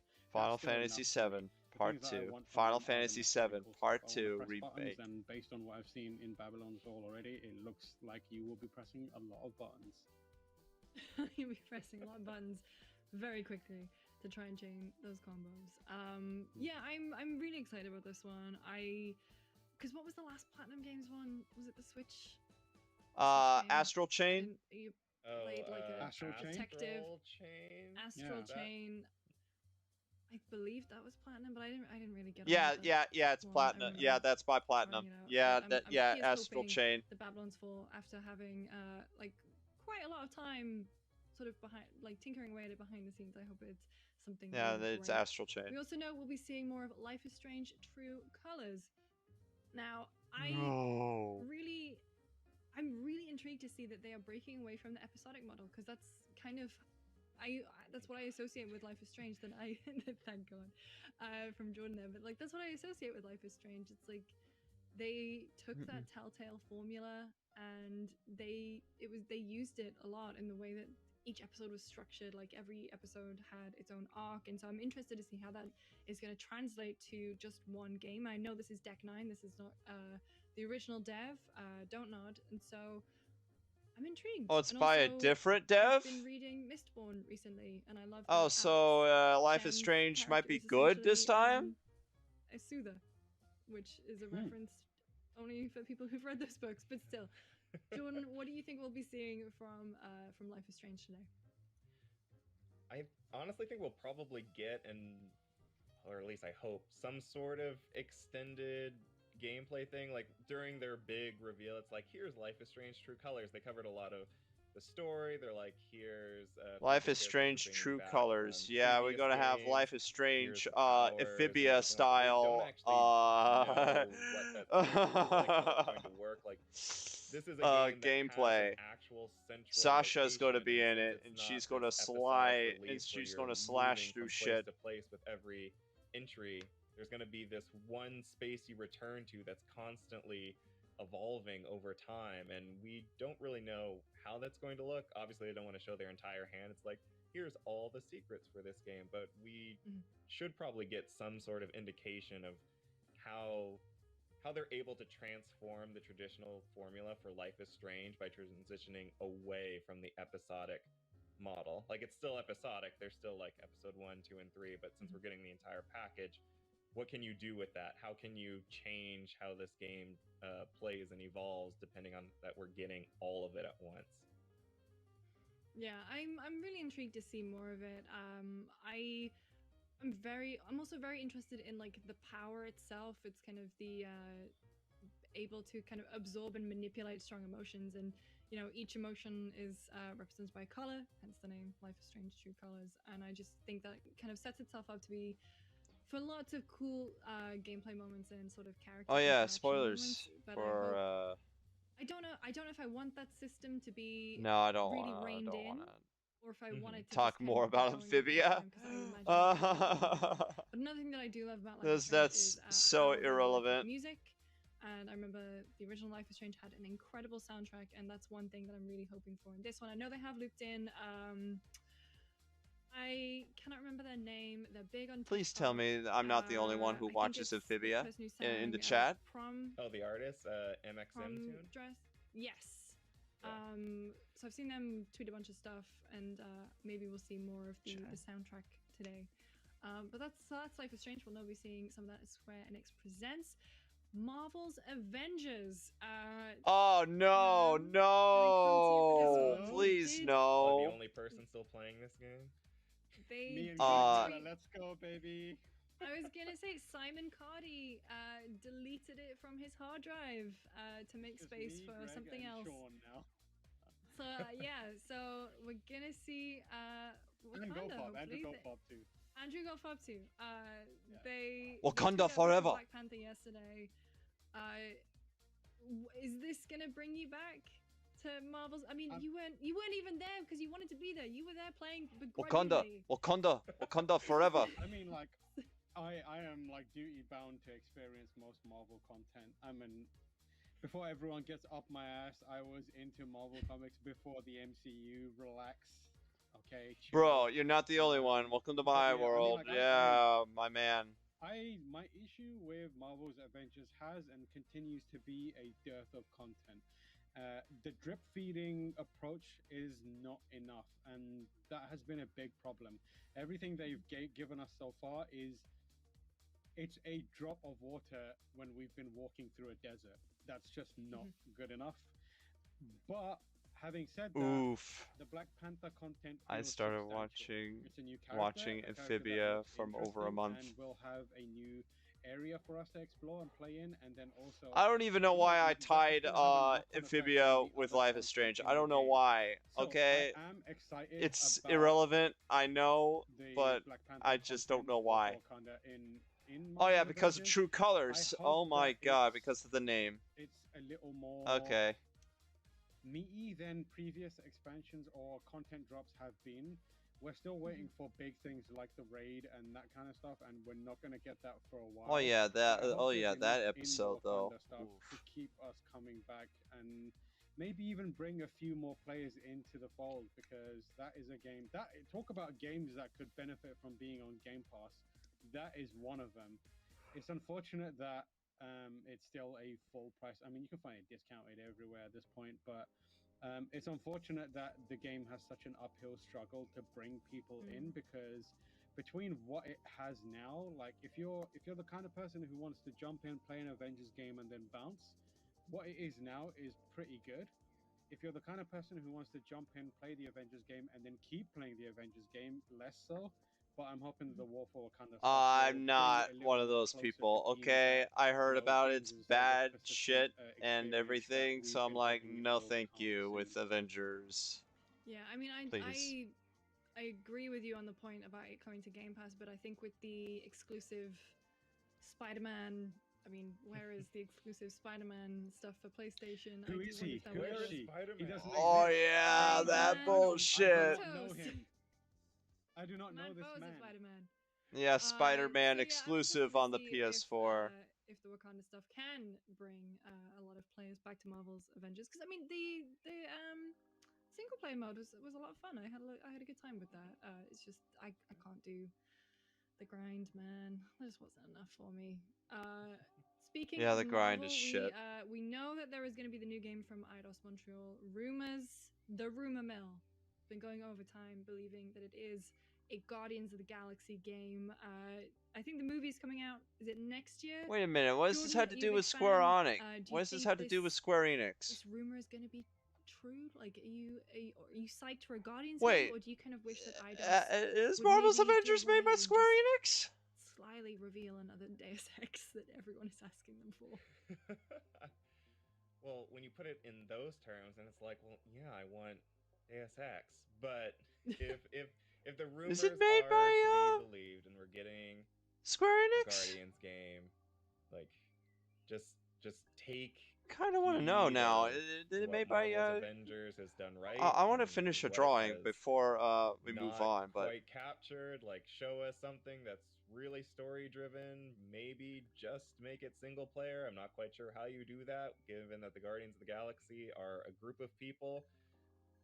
But I'm sure you can make it work. I just Marvel's Avengers just shows that sometimes you don't have to go with a game as service model with your new game. You don't actually have to do that every single time. Sometimes you capture something really, really good with a single player game. oh And so if you god, are I going to need to do fix a that. Guardians of the That's a Galaxy little too game, much. I hope it's that. And if it's not that, then I hope the rumors are wrong. I was gonna say, just like sometimes it's okay not to have a press conference, sometimes it's okay not to be a game as a service. So that's the. So that's the stuff. Yeah, that, like Gearbox, exactly, my dear. Square has announced that they're kind of going to be talking about today. Let's talk about my favorite bit, rumors, because I mean that's 4 games for like 45-minute press conference. I think there's more. We did just have the release of Final Fantasy VII Remake Intergrade with the Yuffie chapter. I've not had a chance to play it just yet. But do we think we'll get any breadcrumbs about Remake 7 Remake Part 2? Part 2, yes. Yes. Levels of yes. titling there. Tam, what do you reckon? Yes, that's what I want. That is what I want. I don't think that they will be showing off Part 2. I would love it. I would be well up for it if we do. Oh, shut up! It's gonna. It's gonna happen. It's gonna happen. Part 2 or whatever. They're gonna tease it. They are going to tease it. I still feel there will be Final Fantasy VII content. I don't think it's going to be this specific game, but they have a lot to work with. They've got the mobile games. They've got the Battle Royale God, game. stop They've with got the. a bunch of other games. No. And then there was that rumored action game that's Nope. being developed by Team Ninja that is supposedly in production and got leaked. So maybe we finally get to see that. I hope we do get to see that because that sounds cool. Although I'm still very wary of Team Ninja doing action games based on other people's IP. I lived through Metroid Other M, and I still have nightmares about it. But yeah.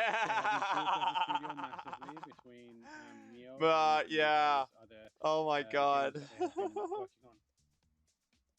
Yes. Yeah, I mean, I'm very intrigued to see. I think that the Team Ninja one is called, let me see, Final Fantasy Origin. That's according to a report by Fanbyte. Yeah, again, the thunder. I see it. I think that could be really interesting. Oh, that's Final Fantasy they are I thought you were talking about what they're talking about. I'm sorry. Because obviously there is 7 Part 2. Like you said, there are the mobile games. There is the Battle Royale game. There is the.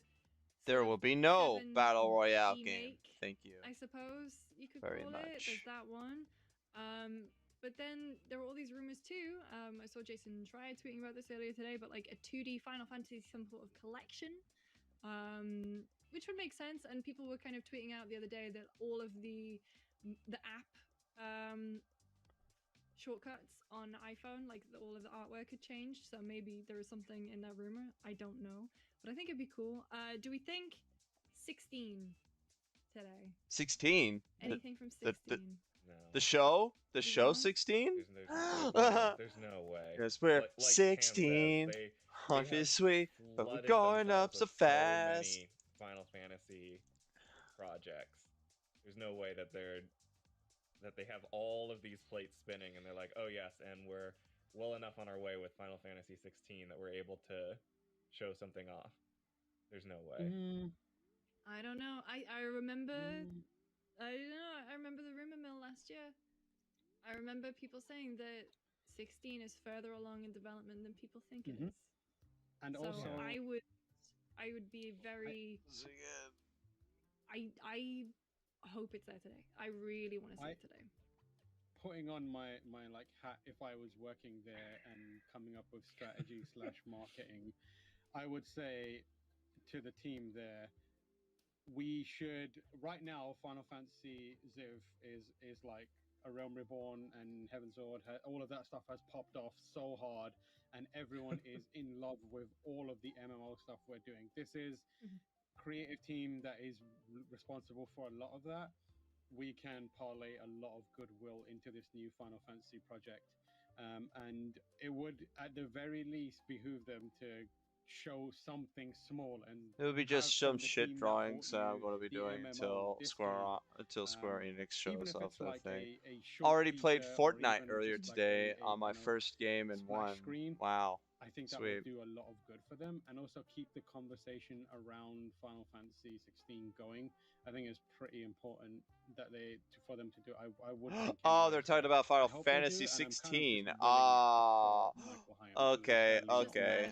He's not. Yeah. I know I he's was not making a just- joke he's about he's the at 16 E3, show so you'll earlier, see but him God, on the ESA stage. I figured it would probably be Final screaming Fantasy about 16. Final Fantasy shortly after this.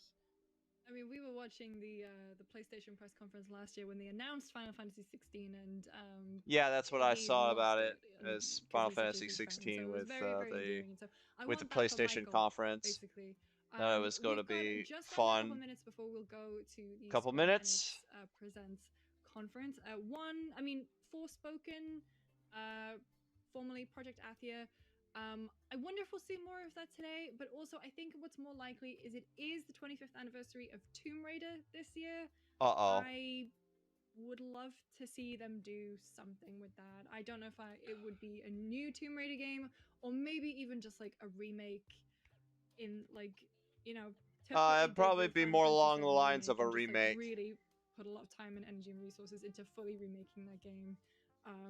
It'd just probably make the be more platform along the lines of a better, remake 'cause I remember for playing that Tomb as a kid Raider. and it being unforgiving. We're shortly going to go over less than a minute until we go over to Square.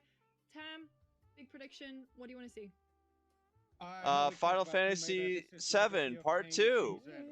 That's what I want to see. Where is Soul Reaver, Square Enix? If you do another press conference without mentioning Legacy of Kain or Soul Reaver, you are most of the way dead to me again. Oh well, oh yeah, Legacy of Kain too. Yeah, give us some Legacy of Kain. I know. He'll get reprimanded as we watch. Jordan, what about you? Give me a 2022 roadmap from Marvel's Avengers. Give me any indication to re-download this game because you care about its future. Anything, any indication. I don't care. All right, we're heading over to Square now. Make sure to stay tuned because we'll be. Wow, and I'm just about to finish with Key here.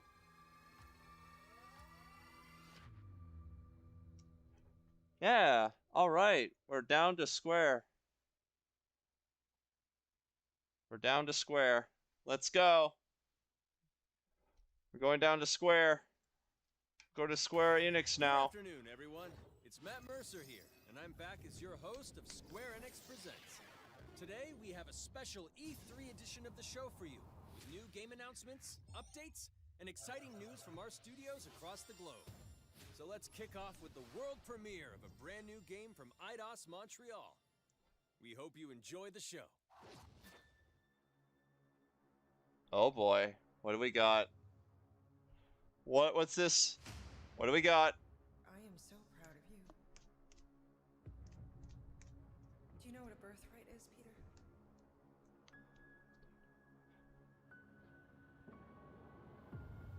Oh, hey, it's the Guardians of the Galaxy game.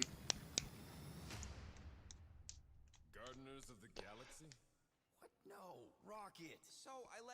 fill out the paperwork. Ooh, this looks cool. We appear to be 6,963 units short. I know, we clearly need a plan.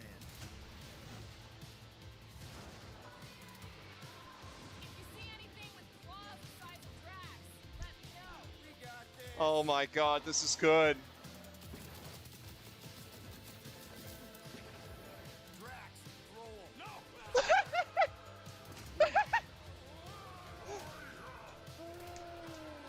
Oh, this is good. We disrobe. Keep your pants on. It could be used as a distraction. God, Star-Lord. Maybe I'm gone, and where are all the gods? You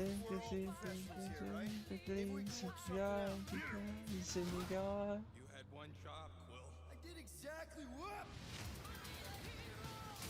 You are Star-Lord. It's literally in your contract. I made no such commitments. Yeah, Guardians of the Galaxy. We can do this together. Oh. I'll let this go. I'll let this slide. Oh, this is really damn good.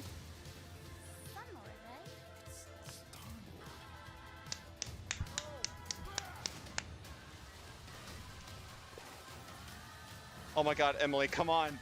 Come in here. Come back in here. We started off good with Square Enix.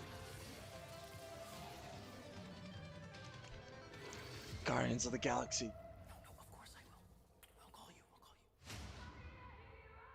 Woo! October 26th, let's go! Olivier Proulx, senior producer here at Eidos Montreal. For the past few years, we've had the privilege to work on our version of Marvel's Guardians of the Galaxy and reimagine it into a single-player, story-driven, third-person action-adventure game.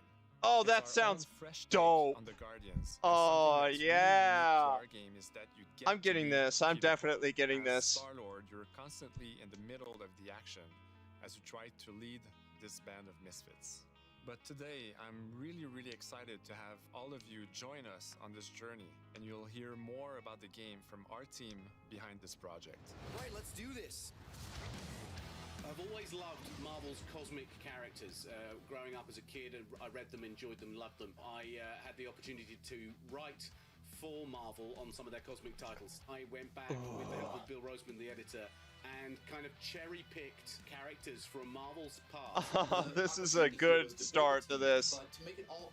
Man, this looks so much better than Marvel's Avengers. Get fixated on Crystal Dynamics. They should have stuck into making Tomb Raider. Actually, no, they should have gone back to making good to Raiders and abandoned the Survivor timeline. Yeah, this is freaking hype. Yeah, this is freaking hype. How much that Marvel and Eidos Montreal share and have in common, and that we knew the Guardians. Yeah, this is freaking hype. Looking at the samples that We got Guardians of the Galaxy. Let's freaking go. in the spirit of what these characters are. It looks But good. The gameplay experience unique to me is no matter in what phase of the game you are, whether you're in exploration or you're fighting, the Guardians are constantly around you and you never feel alone. While you're the leader, the Guardians will also challenge you and make decisions on their own, and you will have to adapt to it. You are literally part of the Guardians of the Galaxy. The decisions you'll make will have lighthearted to haunting repercussions, and the game will react to what you do and say. Gamora, no killing teammates. Says who? It's literally in your contract. I made no such commitment. I make no such You are playing commitment. as Star-Lord and you're using your blasters and you're using your jet boots. Star-Lord is really empowering. He's very agile on the battlefield. He can slide and over with his jet boots. You remember Of when course, Guardians he of has the his own Galaxy didn't start with blasters that have Star-Lord? different powers as well. And on top Yeah. of all of this, he can use the I unique remember. abilities of his Guardians.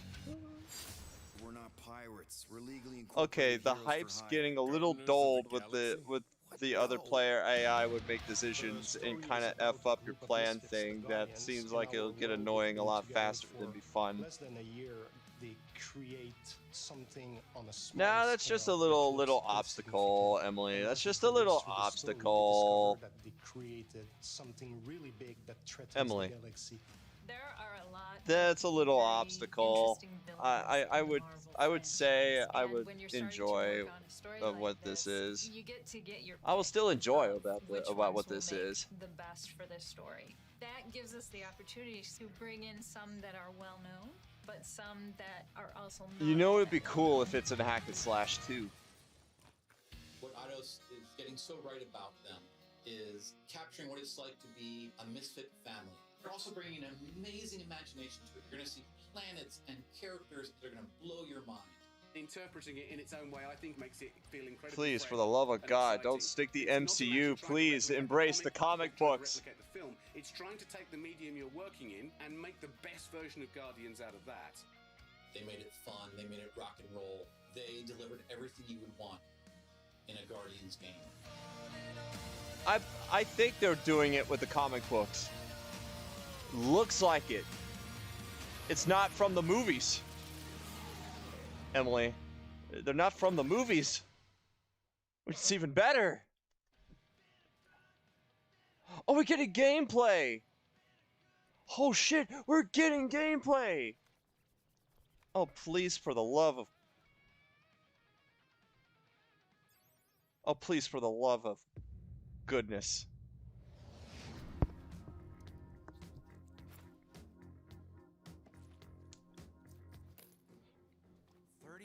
Units? We appear to be 6,963 units short. If we intend to keep our ship, Peter Quill. I know. We clearly need a plan. What about selling Gamora's crap? What? Oh, come on. You've been hoarding them stupid knickknacks ever since you first joined us. I mean, don't tell me that. The quarantine zone was always holding out on My us, Quill. figurines are not knickknacks. Teams in trouble to make no sacrifice. I will sacrifice your head. And take us to the majestic mountains of Kakaran. Guys, I think we should hear out Groot for once.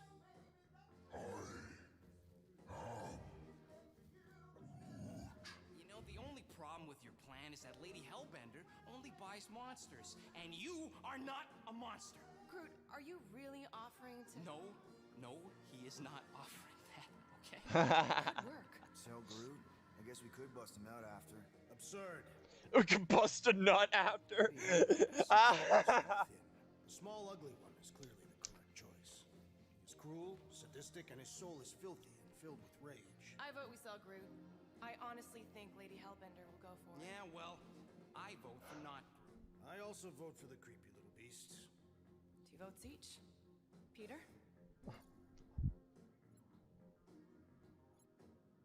Well, Rocket's definitely scarier on the inside. He's unstable and vicious and totally oblivious to the needs of others. Okay, we get it. All right, let's do this. Let's go sell a monster. We're not seriously flying into that. They say the weather patterns of Seknarf 9 are tied to the temperament of his ruler. That's not how women work. Or weather. We're flying the wrong way. Nah, he's not flying at all. Guys, relax. Just one minor adjustment. I ever mentioned how much I hate rain? Hellbender's castle isn't even that far. That is not a castle. It is an impregnable fortress. Ooh. Let's just get closer. Why? Oh my God. Oh Lord. Figure out. As beast merchants, we will easily gain access to Lady Hellbender. Good. We've already got a beast. All that's left is the merchant part. Good thing I put on my official merchant costume. There is no such thing. Right? The fact you ain't sure don't vote so good. Whoa! That is some really crazy lightning out there. Never seen anything like it. Meteorological Some crazy lightning. Oh my God, this is good. Oh, please tell me that there's hack and slash shit in this. It will make my day great. You got it, Jacket. Some of us are soaking here. Less whining, more walking. Hey, Stormlord, we ain't seriously walking through this. It'll take forever in this storm. Stop complaining. The hardship will strengthen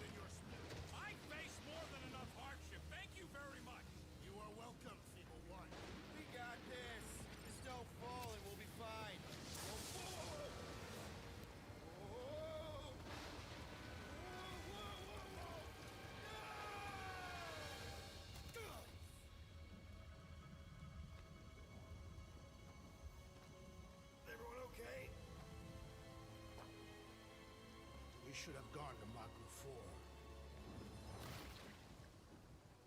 I would be wary, Rodent. You know what? I survived freaking Half-World. Think I'm scared of some little... It's not alone. Get ready.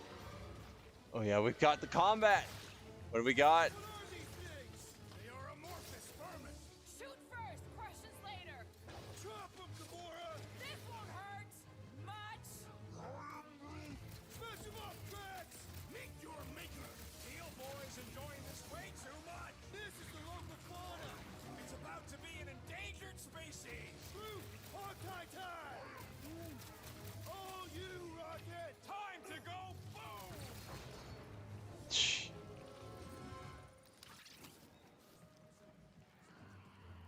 Should we ask Huh. for directions? Interesting. Thinking maybe they are directions.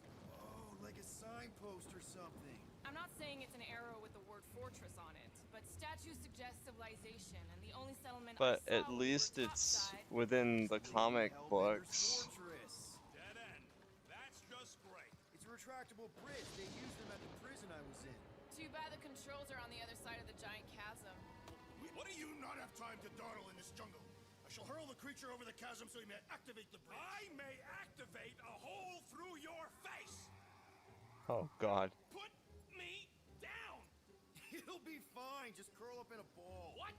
Drax, throw him. No! Oh my god. It's okay. He'll land on his feet. Ooh. I guess that only applies to cats. You sons of sharks! I am not familiar with these words. Order the beast to do its job. Rocket, come on, man. Ram it, dash face. Fix the bridge and we'll raise your cut by 5%. I want 10. Okay, deal.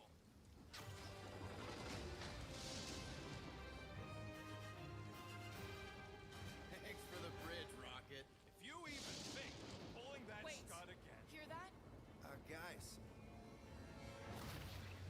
I got it.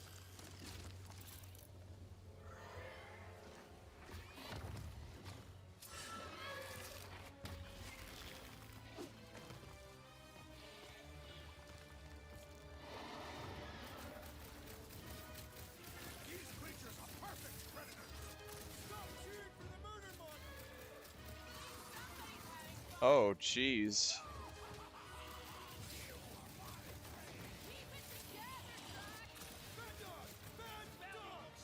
Man down! Man down! Not if you count all that beef we know. Sektor has a new predator. Avoid the mouth, dodge the tail, slice and clear. Is anything on this planet not trying to kill us? Guys, huddle up! Oh god. Oh no, no! Oh my god. Oh my god. Okay, I let this one slide. I'm gonna hit this one. Oh my god, that's his special. Oh lord.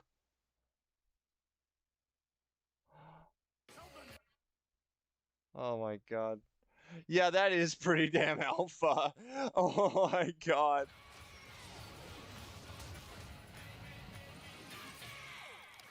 That is definitely in my top 10 fortresses. It's definitely my top 10 fortresses. Oh, right. The cage. The point of even getting the Flarkin thing was looking like we mean business. All right, Rocket. Time to put on your monster face. I only got one face, Quill. Are you sure about this, Peter? Look at him. You better have one hell of a sales pitch.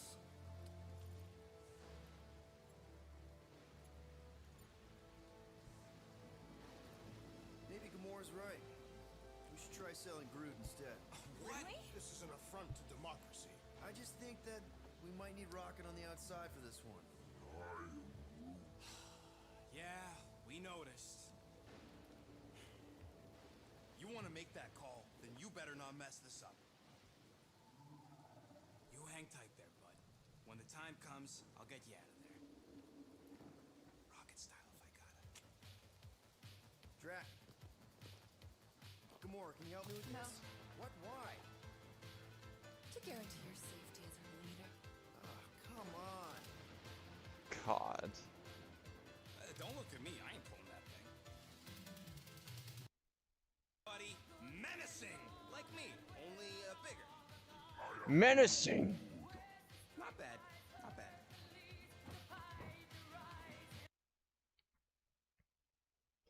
Sorry, DCMA. Fuck. Alright, yep, bits are still going. Oh, fun.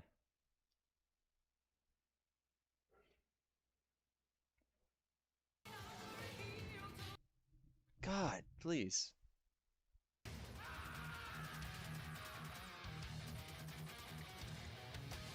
What?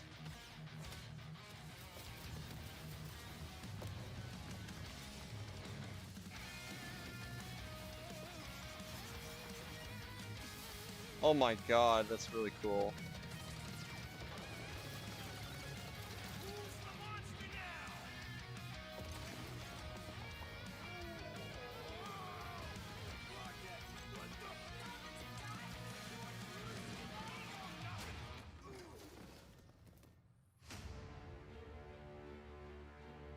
Guardians of the Galaxy. Uh-oh. How many times do I have to kill you? The audacity that you thought you could rob me. Dweller, feast upon them! Ooh, this is cool. Oh, we got a boss.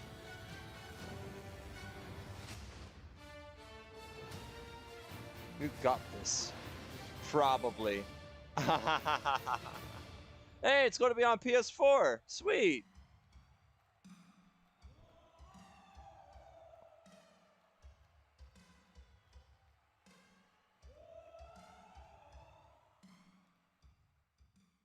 Now we're going to revisit two iconic brands that are being remastered for modern platforms.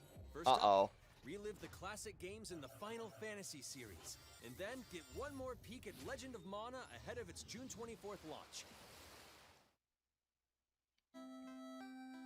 Oh, they're remastering Final Fantasy. Oh my god.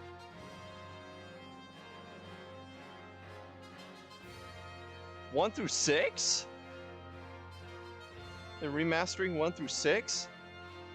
2, 3, 4, 5, and 6. Yep, they're doing that.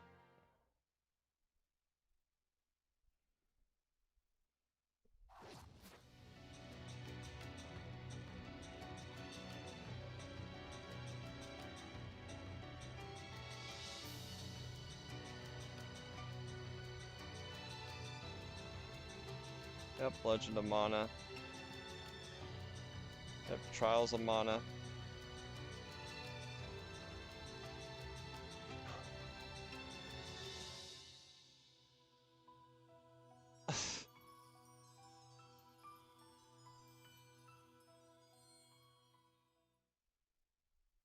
Up next, Earth's mightiest heroes continue their fight to defend the world in Marvel's Avengers. The Oh, team at Crystal God. Dynamics is excited to share the latest updates with you, including new mission types and a growing roster of heroes.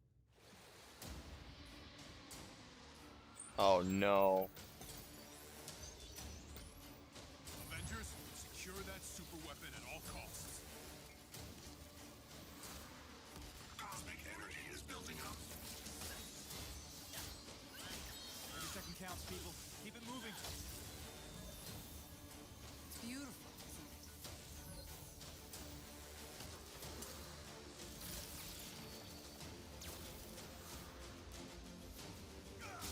What? Shutting you down, Monica. Oh my god. The world doesn't need us. AIM will save this world. I will save it. There is no end to these crumbs. You don't understand what that cube is capable of.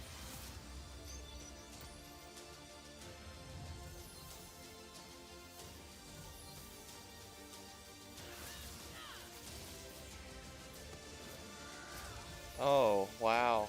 More content for the microtransaction game. Costumes and shit. Marvel's Avengers.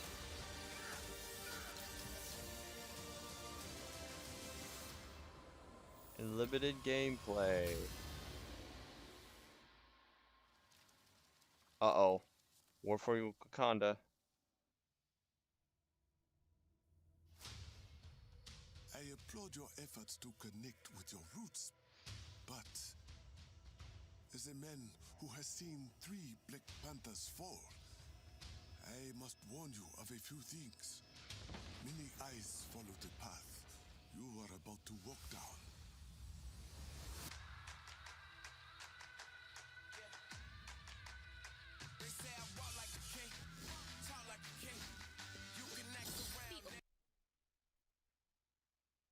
Damn it. It's incredible how simple art style can do with the Guardians of the Galaxy game. They just showed that it looks much more charming because it has a bit of an art style like uber bland without one.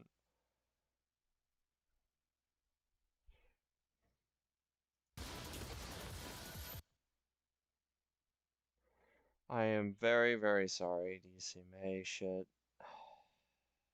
Don't know. Having this feeling that it's gonna be.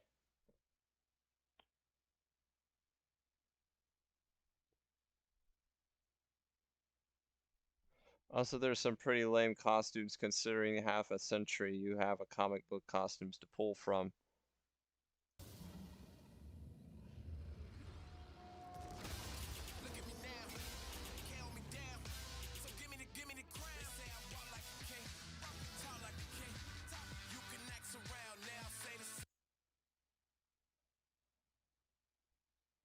Included no additional cost.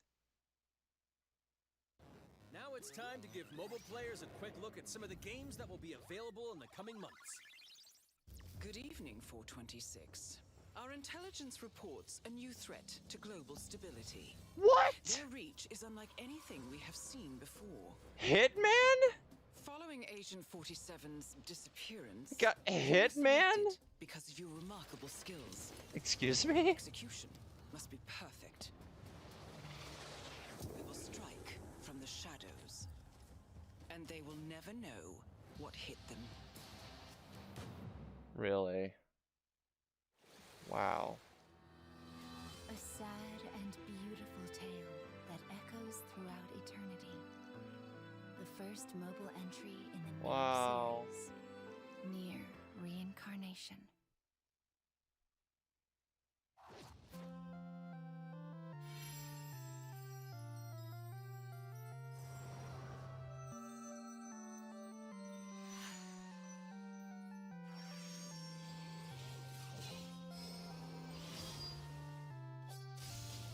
Of course, this is what you expect for Square Enix to have.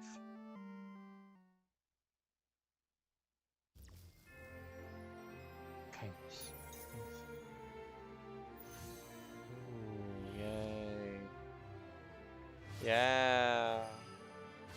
Make a new Dragon Guard, or at least remaster 3 and maybe 1. Yeah, that'd be nice. Okay, enough with the mobile games, please. Nope, never mind. We got more. What? Excuse me? What? No!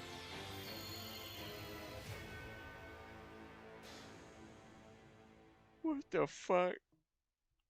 No. No, please. No. Today, the team at Platinum Games is giving you an exclusive look at the epic world of Babylon's Fall, featuring fluid combat, powerful weapons, and a unique art style. Oh yeah, Emily. I just looked at this. Holy shit.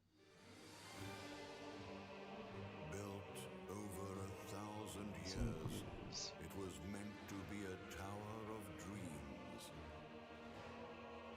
But for 1,000 more, it was seen as a tower of ruin. Look at this beautiful, beautiful game. Persevering through fire and ice and the coldest of winds, eventually the tower symbol of unrelenting ambition. That tower's name is Babylon.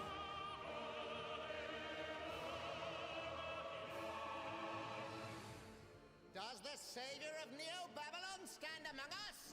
Let's find out without further ado.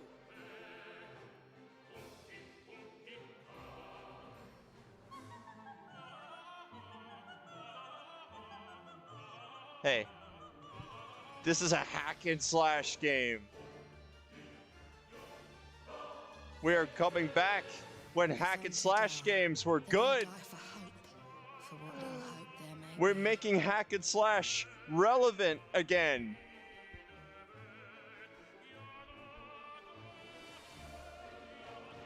We're making hack and slash relevant again.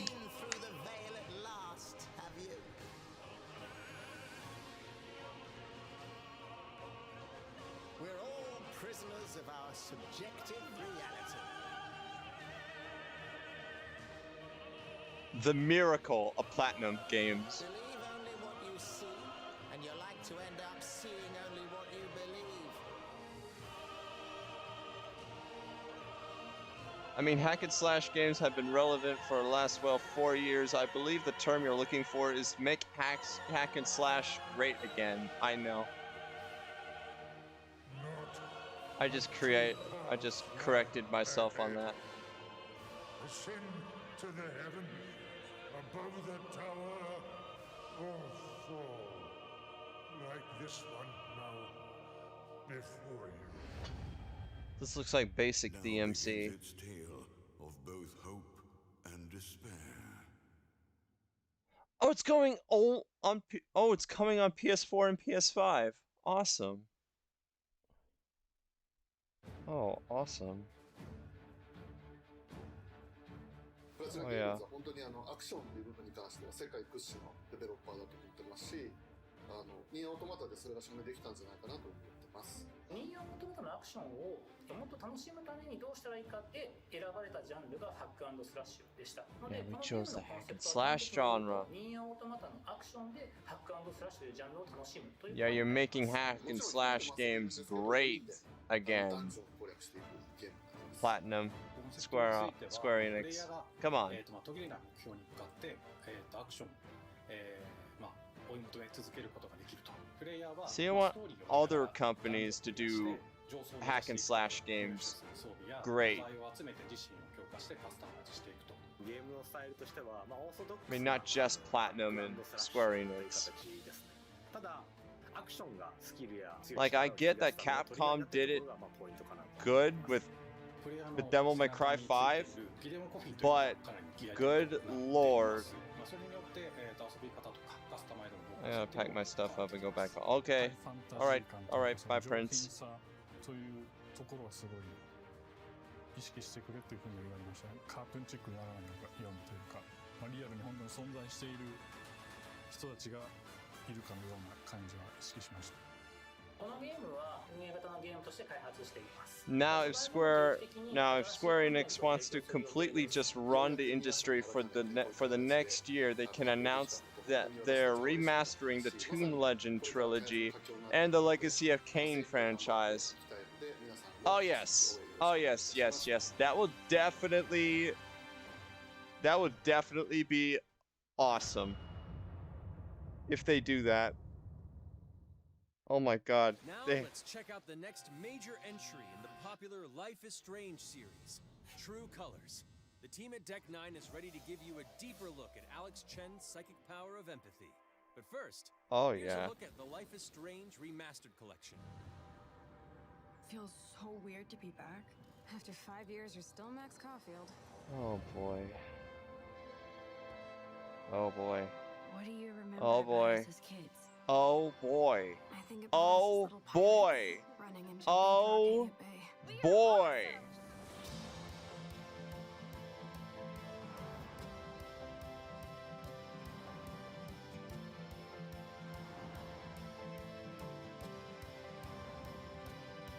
Come on, let's dance! Or take my picture with your new camera. That's Rachel Rachel Amber. After my dad died and you moved, I felt abandoned. Oh, good, you're here.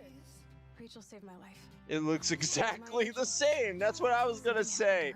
We have to find her, Max. Yeah, a must-play fandom. Max, what's going on? I have time travel powers. I discovered I could reverse time. What the hell is this?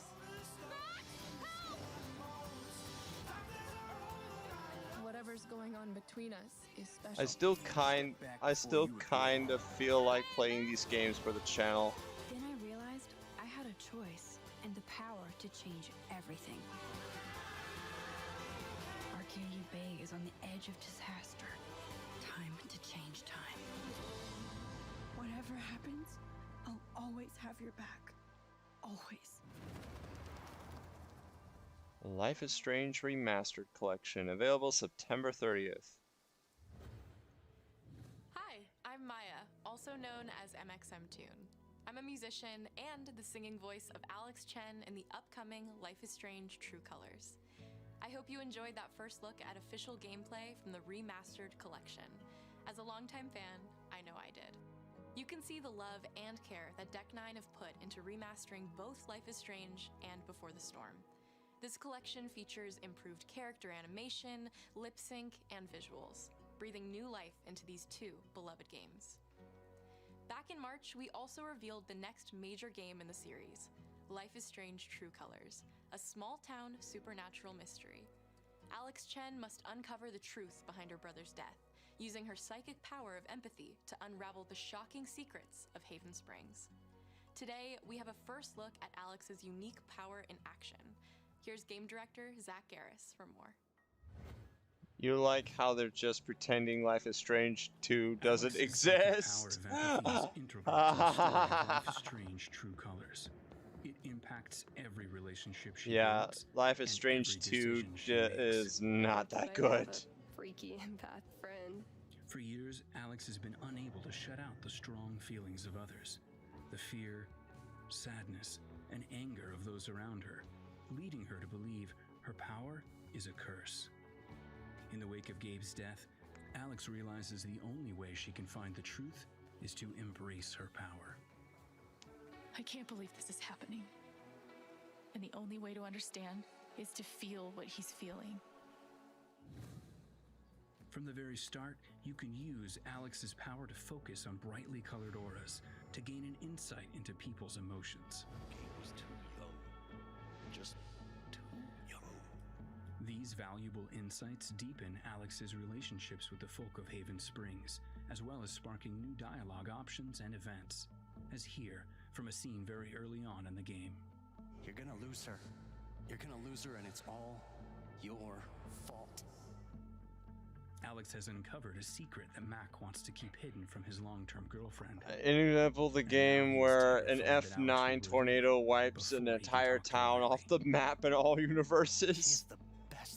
Like literally, the new games called Life is Strange True Colors, not Life is Strange 3, True Colors, Life is Strange 2 Colors.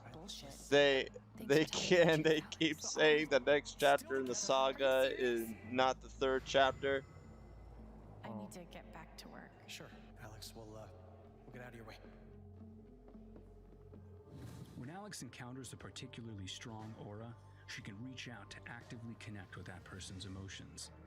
This generates a nova, a supernatural flare that transforms the world around Alex into a reflection of that person's psyche. In this altered, emotionally charged state, Alex can experience fragments of thoughts and memories to get to the root of their issue. Good lord. But not every emotional crisis can be easily dealt with. Some carry a dangerous, even life-threatening amount of power. He's dead! I wish I were too.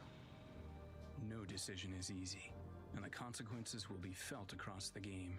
This anger could kill her. What if I could just take it away? Using Alex's power is the only way you can uncover the truth behind her brother's death. What would that do to her? would it do to me? And even if I can, should I? How far will you go in pursuit of that truth? The choice is yours.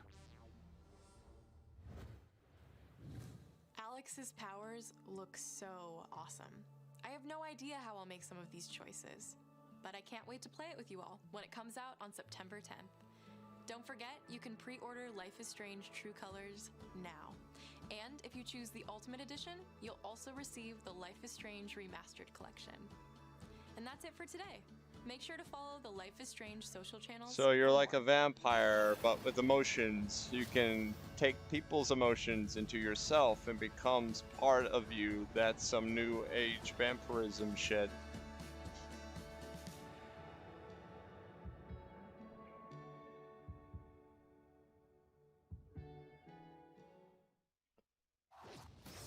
And now, we are excited to unveil a brand new title from Square Enix Japan.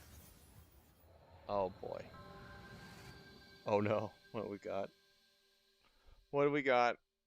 What do we got? I'm here to kill chaos. That's my mission. What? What? Looks like chaos has been waiting for us. What? You gonna make us go in there and find you? Guess we'll just show ourselves in. Oh I only no. know one thing. I want to kill chaos. I need to. Chaos Legion? It's not a hope or a Nah. dream. It's like a hunger. Thirst. I'm about to say the Chaos Legion. You sure chaos is here? Yeah, they can only squash monsters for so long. Chaos Legion. Oh my god. Chaos. He's here. We just have to hunt him down. Feel the pain. Oh, it's another hack and slash. The darkness is so thick I can taste it. I like the aesthetic, but I was looking kind of Souls-like, which is getting me scared. What? Excuse me? What, Souls? What? What do you mean by that, Emily? I want to know. I would be grateful if you looked for him. Nightmare? Oh no. Oh, I'm about to say. Oh, no, that's not Nightmare.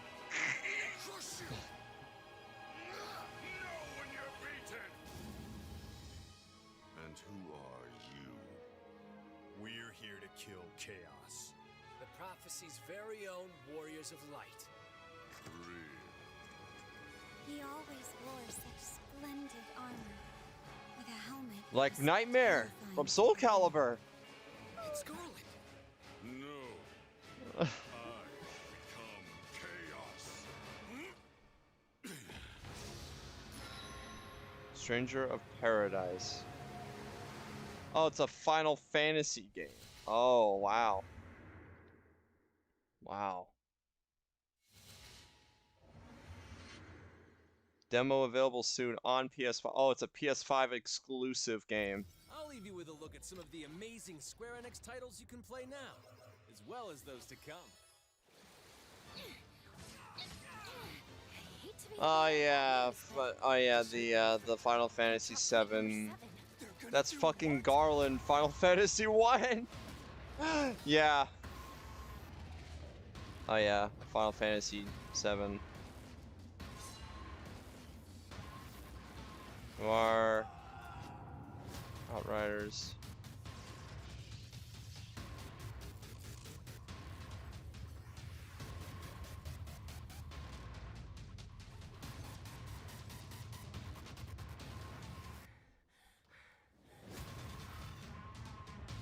Spoken. Final Fantasy 16. It's all or nothing.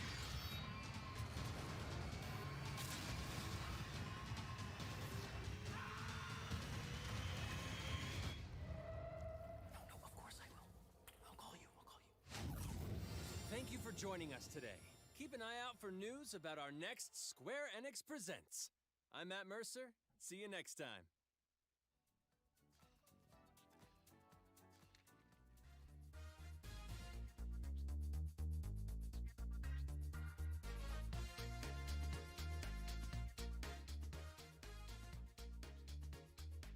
Emily, would you like to come back in and give me your thoughts?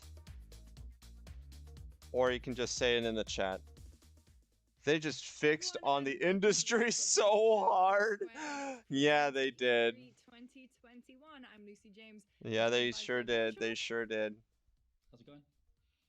And Timur Hussein. Not Oh my everyone God. needs to have a press conference. I'll say it again. Just because you can doesn't mean you should. Oh my God. Send an email. So, Emily, what you think of I don't think that was as bad as Gearbox. I think it started strong and then it just definitely derailed a little bit. But we'll talk derailed? about it. We're here for the next half hour. Well, it kinda did. We saw as a part of the Square It Enix kinda Presents did. now. And as well, we have so much more lined up for the rest of the afternoon. You're going to want to stick around. We've got more from Back for Blood, as well as the Future Game Show and PC Gaming shows. So, you know, I guess you could call this day 2 of E3, but this is the big one.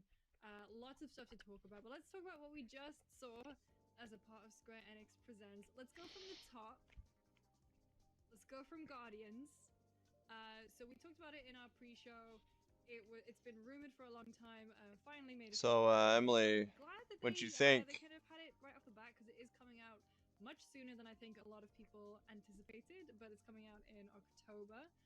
So on the day. Still would have liked to see good old Tomb Raider or Legacy of Kain, but what we do get here was pretty great all around, with one low point, Avengers. Other than that, they had a little something for most gamers.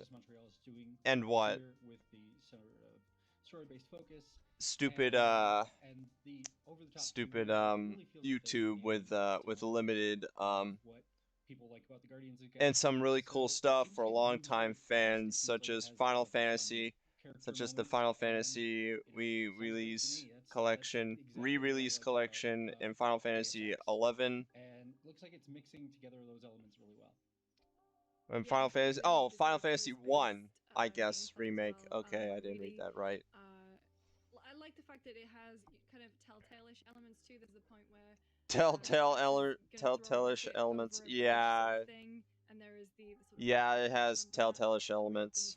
I'm with Emily. I'm not really much a big fan of that. Marvel's Avengers coming out. I don't think anyone really anticipated them going just the strict single-player route, but they are with this one. It's like a full, complete story. Tam, you're my comics guy. This is an original story, but they're taking some well-known and lesser well-known Marvel characters in this one. Who are you excited to see? Honestly, like, I'm most excited to see the actual team. I mean, I was gonna say the actual team members of the Guardians, but then forgetting that Cosmo was shown in there. Cosmo, the Soviet dog who's got telepath abilities, which is just an incredible pull for that team to grab. Cosmo the dog actually becomes a member of the Guardians, if I remember correctly.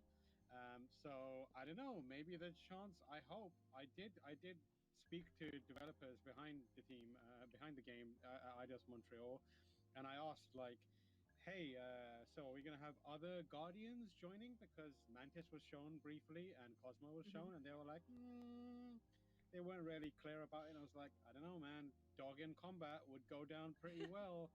And they kind of just smiled at me. So I don't know if it's going to happen, but I've got my fingers crossed for Cosmo in the actual playable role. But yeah, it's looks like general impressions of the game.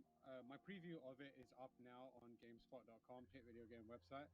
And the thing that I kind of try to drive home is it feels like the polar opposite of Marvel's Avengers from Crystal Dynamics, where that game came out and it kind of stumbled out of the gate. It didn't really know what it was. People were like, is this a single player game? Is this a multiplayer game? What the hell is this thing? And it was hard to tell for what it was for ages. Any other likes and dislikes about what Square Enix showed off, Emily? It's got confidence and it's got self-assuredness that the Avengers game just absolutely did not have. And I think that went a long way in winning me over.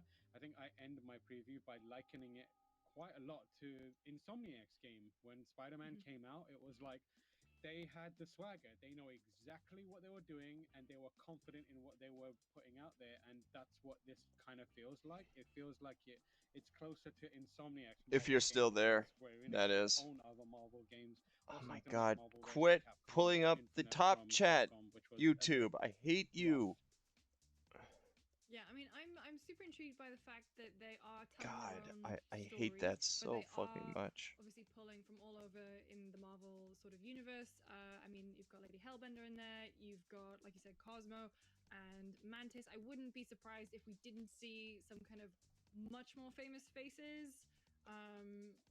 But I think as well, the thing that's really intriguing, and I saw a lot of chatter about it online, is that like, oh, they're not using, you know, the Chris Pratt, Dave Bautista likenesses. They're kind of airing towards more of a comics thing, but then people are complaining that they haven't gone too, like, they haven't got swung too far the other way, which is like, wow, there's no middle ground there at all, is there? But I'm intrigued by it. I really like that they're picking from all over, because they're kind of picking up on music as well. Like, music has always been a huge part of Guardians, and the fact that they're having that licensed soundtrack, because just like Tam, Digging I'm the a system pixel developers, collection. and you'll Yeah, say I MCU dig is part the of Marvel. Final It's just Fantasy like, 1 through 6 pixel but yeah, like collection. they're picking up on the music, and they're kind of, they get to cherry pick from all over Guardians lore, I suppose, which is very exciting to me.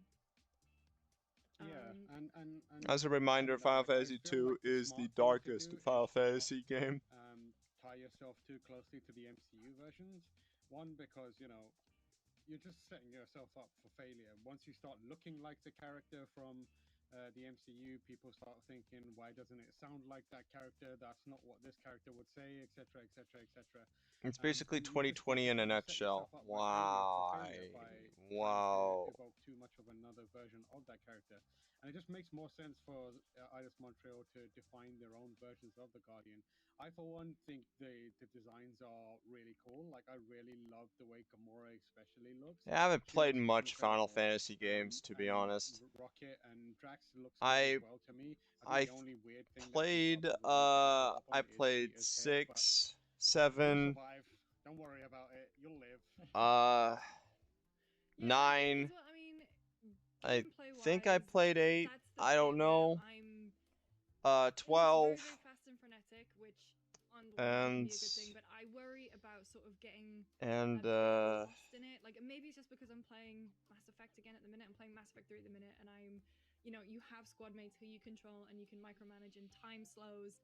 I And think I worry with I played HUD, 10. like I that with think I the played 10. new I armor that don't they have. remember.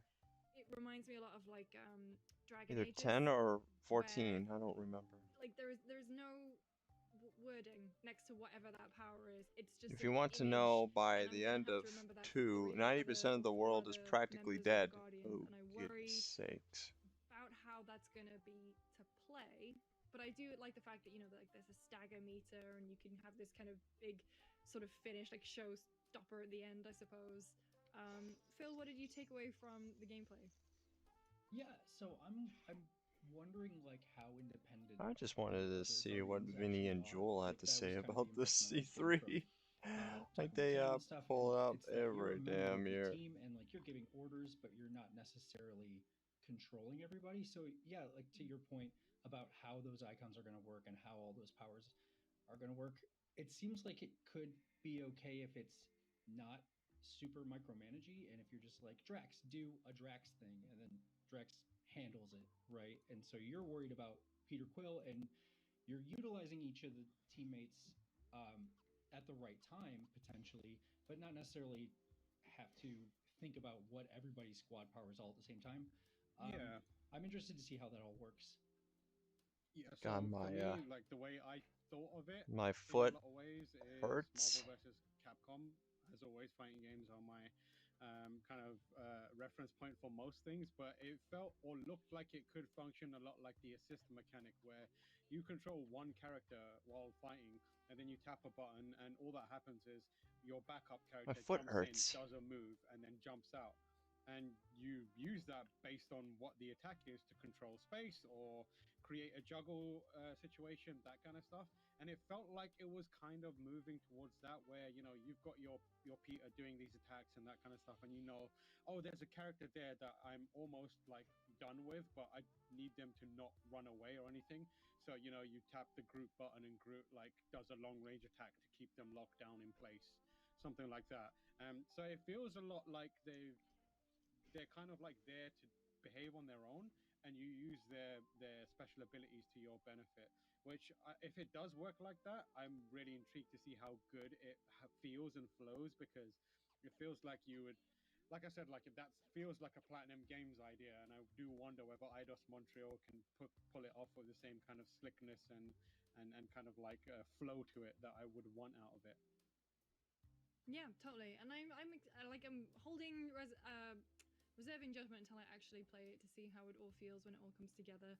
I'm genuinely very not even cautiously optimistic. I am very optimistic about this game. I really love the look of it. I love the soundtrack got me. I think whenever I hear Joan Jett, I immediately am like, okay, I'm in. So that's Guardians of the Galaxy coming out later this year, coming out in October, so not very far long to wait at all. After that, we got the Final Fantasy Pixel Remaster. Ooh, it's gone down like a lead balloon. Yeah. I mean, you can basically the sentiment. Here's how to explain the sentiment. The Square Enix USA Twitter account has changed its status to private, so you can't follow it or look at it anymore. Square USA merged to Square Enix. Like they just got rid of that. Are they gone? Everyone is tweeting. Gone. I'm like, oh god, what is happening? Is Oh Square Enix boy. okay? Is anyone like relaxed right now? Because holy shit, that stuff is going down. Wow, they have it. I think the main issue with it is like it's mobile and Steam, and yeah, people weren't really mobile, expecting way more Steam, out of not a the big kind of fan. reworked Final Fantasy promise. That I think it's. Yeah, The I'm not a general big fan sentiment of that. for fans of Final Fantasy is, why do you keep doing these classic games, which are some of the best, so dirty? And it doesn't make any sense why they keep doing it. Like it's really devaluing the historic impact of Final Fantasy. Some of those stories remain the best Final Fantasy stories to exist, and they somehow both screw up putting the original versions of those out or remaking them into something better. I wish I could like grab someone at Square Enix and shake them and be like, please stop abusing your own franchises like this. They deserve better. But you can't. I mean, No, I can't. that announcement has not gone down very well. I think especially because they're not going to be on Switch, which everyone seems to think is a huge misstep. So kind of understandable the sort of anger behind that one. We also had a new trailer for Legend of Mana coming out June 24th, so not very long to wait at all for that one. Marvel's Avengers. Now, Phil, have you played I'll Marvel? bet they won't have. So Wow, they have. a lot of Marvel right up until like 2 weeks after launch, right? So I got into it. I really enjoyed that game, especially when it's doing story content. But yeah, I think like just about everybody else, I hit that endpoint and kind of lost interest in the end game stuff. Like it's just not enough content to keep you going. And I would really like to get back into it because I really like what that game does with characters, and the synergy stuff can be cool. It's a fun world to be in, and I think that's pretty much its big strength. And so I want a reason to get back in. That's what I'm hoping for with the Black Panther edition and stuff like that. Like, bring me back. I want to come back. I'm right there. I still have it installed. I didn't pop it up. Yeah. So come play with us. So- Come play with us. So we've got the June update, which is the Cosmic Cube, and then a new mission type with Monica controlling the cube. Then there's the July update with Hawkeye, new mission, defeat the Scientist Supreme, and then Summer and Beyond is War for Wakanda. Tam, did you like what you saw of War of Wakanda? Yeah, I mean, from what I saw, it looked like there was a lot of cool Ooh, bits to boy. check out. Again, my question is, how long will that last? there's only so long before, like, the problem, like I said in the pre-show, was the content that they deliver All becomes, right, bringing they start back repeating it to extremely fast, and it loses its luster very, very yeah. quickly.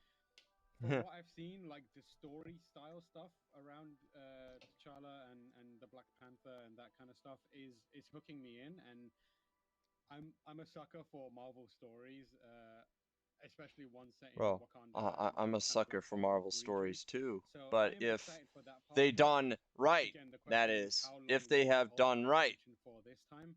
I hope it's if longer they have than done right, the last few if drops they have don't, been. and I'm so be it. cautiously optimistic about what's going on. They've been dropping It like will cool suck. skins and that kind of stuff. So for me, it's been a case of I still have it installed and I dip in and out, but I'm kind of storing stuff up.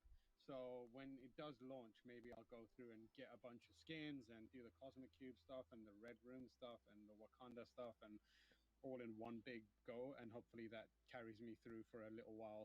But yeah, I like what I saw so far. Phil, did you think the War for Wakanda stuff was enough to bring you back? Is it going to be the thing that finally just boots it back up on your PlayStation? Nope. It's definitely the stuff that I'm interested in. It really looks like it's For cycling me, back to that, nope. big story focus kind of idea. And I do feel like that game does that stuff well. It really does kind of have a good understanding of those characters and the way that they interact with each other. And I'm really interested to see that take a new direction and develop more characters, more stories, more villains, stuff like that. So yeah, I mean, um, I'm gonna approach it, I think, cautiously optimistically, and kind of see how other people react to it. See if it really is going to be that draw or not, because it's kind of an investment to get back in and start leveling up and all that stuff. And I kind of forget how that game works, so I have to like put some time in. Yeah. You get lost in those live games a little bit. So if it's as cool as it looks in the trailers, then yeah, I'm down for sure. But I'm gonna, I think, have to take a minute and make sure that it's really gonna hit those marks. Mm-hmm. I mean, so after the Marvel's Avengers update, we saw a few mobile titles. So brand new Hitman Sniper game. We Oh saw yeah, some that more game's not going to be Reincarnation, trash. the Final Fantasy Battle Royale, I think it was that one, coming out this year on iOS and Android. But you mentioned live service games there, Phil, and that's teed me up nicely to talk about Babylon's Fall. It was the game that Tam and I were most excited to see more of today in our pre-show. And yeah, Tam did that when they said that it was going to be a live service game. Tam, go on. Why does everything have to be a live service game? Stop ruining all the good ideas with live service nonsense. I don't know. Maybe it's going to be amazing. Wait, what? I don't know. Like, it's going to be live hasn't service? a live service game, but oh no, God! The kind of points of failure of Damn the it! live service experience Square! considerably more than in a standard a standard single player game, or even a multiplayer game, just a straight up multiplayer game. When you introduce live service, the chances of you doing something that sucks just exponentially increase. Why? Even if you're like one of the best developers around. Why? Crystal Dynamics is a great studio. But they gave themselves a world of problems by making Avengers a live service game. And the last thing I want from Platinum is a ongoing multiplayer game that is gonna ask me for money every now and then and make me grind for things. That's what the problem is. I don't want that. No. Well, that kind of ruined our expectations. Emily, I hope you heard that. Emily, come on. I hope you heard that. I was looking forward to playing a classic Platinum action game. Oh no. Between that and the 1-2 punch of very questionable voiceover in that trailer, I was just deflated by the end of it. Having said that, taking a positive stance, Platinum's live service game. Oh God, get out of here. Action mechanics, they set out a foundation. They execute on mechanics that are just fun from start to finish the game. So if they have created good enough core mechanics to the combat that they can sustain an ongoing multiplayer experience, Babylon's Fall is possibly going to be a live service game, meaning that we had to pay money for the stupid shit and everything else. and is the grind going to be like unbearable? I believe that's what I heard. To give them they've earned the benefit of the doubt at least. Hopefully the combat is good at its core and it works as a live service game. If it isn't, it's going to be on site with Platinum. So we don't have long before we're going to throw back to the ESA stream for something very exciting, and I did want us to talk about this while we have the time too. Stranger of Paradise Final Fantasy Origin, which has a demo going live later today, which is playable from today, June 13th, until June 24th. We knew of the rumors that Team Ninja were going to be working on a Final Fantasy game, and we saw in the kind of opening credits that Nomura is involved. And I really struggle to. I don't like ragging on games. Like I try not to do that, but the what was going on with that? Like what is their problem with Chaos? What's their problem? I'm like, oh my god. Emily, come on. Please still be here. Did you hear that? Chaos will become chaotic, and then you have chaos in your hands, and that means chaos is everywhere, and so you have to fight the chaos and kill the chaos. So in review, chaos oh my is happening, god. and you have to kill the chaos. So hopefully you will see the chaos and kill the chaos. Thank you for your time in this presentation about chaos. I mean, yeah, no. Phil, what did you make of Strange? Like, I'm genuinely surprised that the word chaos is not in the title of this. I might have to rewind my stream just to clarify if that's legit what they said. If that's what they said, then fuck. Hit every mark that was in that trailer. No, but seriously, it does. It at least looks fun to play. I don't know anything else. I don't know. Like it's a lot of cutscenes, a lot of chaos, and to that point, that's not when I go for a Final Fantasy game. I want to like be engaged in the world, and that trailer didn't really do it for me. But with Team Ninja, at least it looks like you'll be doing cool stuff with a sword and like turning people into crystals and then headbutting them and they explode and all kinds of weird stuff. Yeah. So, to that end, I don't know. I yeah, really enjoyed combat in Final Fantasy VII Remake, and that looked a little bit reminiscent to the same thing. So maybe it'll be okay. Maybe I'll be into that. If it's mechanically satisfying, that can go a long way, I suppose, to push through some of that dialogue. Well, I mean, so that's the thing. When the initial sort of words came up on the screen, didn't I say, "Oh, this has a Kingdom Hearts vibe"? Mm-hmm. Oh yeah, there is no Kingdom Hearts. Like, so okay, yep. I see how this has come together. And that's the thing. It's like when I was younger, I could push through the dialogue stuff. Like, I mean, Kingdom Hearts, I'm a huge fan. Like, don't even come for me. I love Kingdom Hearts. But sometimes you just have to admit, some of the dialogue's not great. And I think you're much more forgiving of it when you grow up with a franchise, and it's very difficult as an adult who's going to be playing that game to kind of approach it and just sort of agree that, yeah, chaos. Did somebody mention the Door to Darkness? And so, very intrigued to see more of that. And like I said, the demo's going live today, so maybe it was just a bad trailer, and maybe the actual game itself provides a lot more context. But who knows? We'll have gameplay up of it on GameSpot very soon.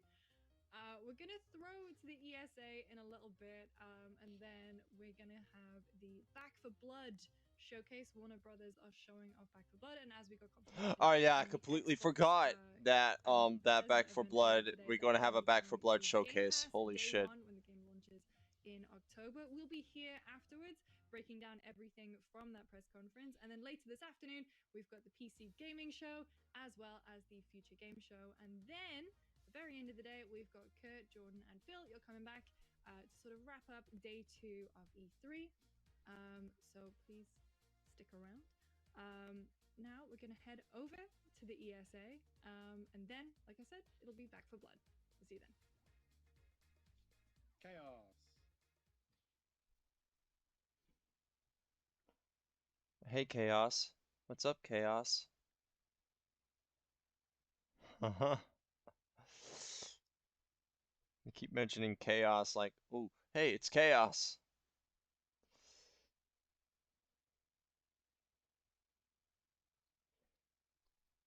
But, yeah, we gotta have,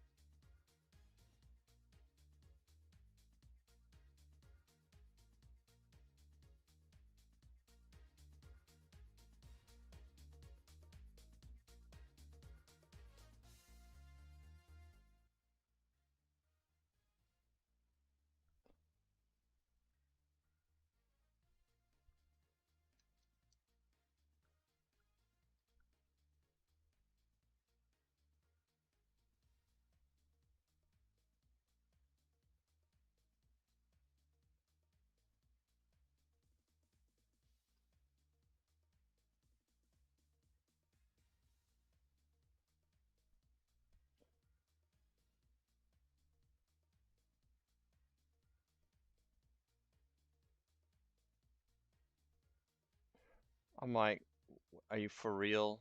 With Babylon's Fall being like, there's no way that's real.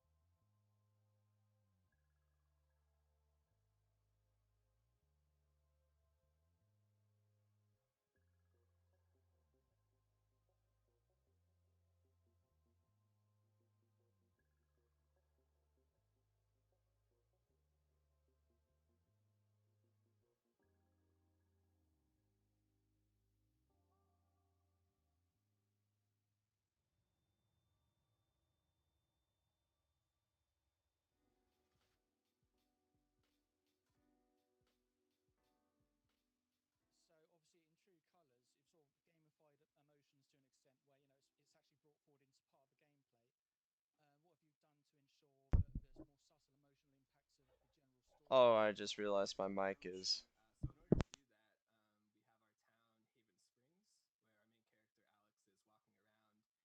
order to do that, we have our town, Haven Springs, where our main character Alex is walking around, and she's able to interact with characters all over the town with a range of emotions from fear, sadness, joy, and anger. And the way we visualize this is through what we call emotional auras, which Alex can see around the characters. And then it also allows the player to do the psychic power of empathy to read the character's thoughts and emotions, which allows Alex to connect with them and have side storylines and more emotional connections with the characters. So on that subject, actually, regarding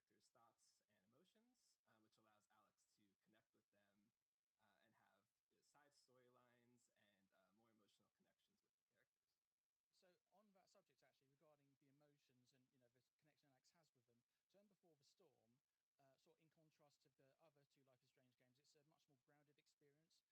in contrast to the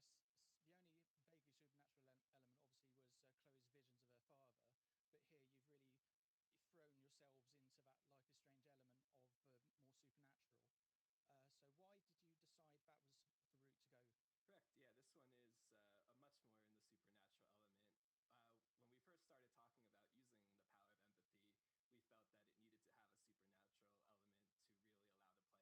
why did you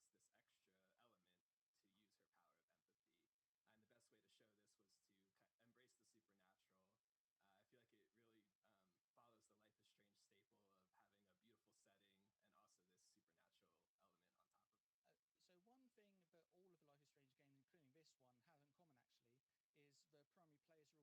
it really follows the Life is Strange staple of having a beautiful setting and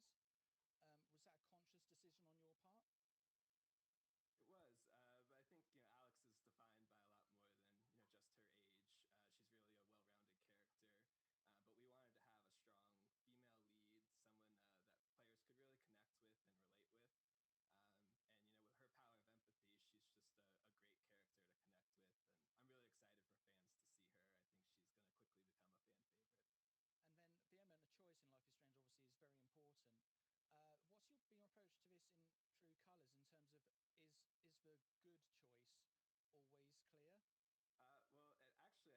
choice always clear? Well, actually, I think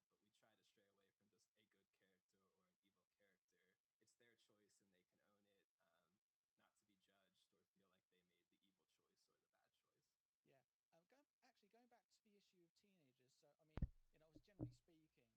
Going back to the issue of teenagers. So, I mean, as generally speaking, a lot. You could say that during your teenage years, you're more Yeah, I think I might have to, maybe, I don't know, but the future game show and everything else, I don't think they're going to be relevant.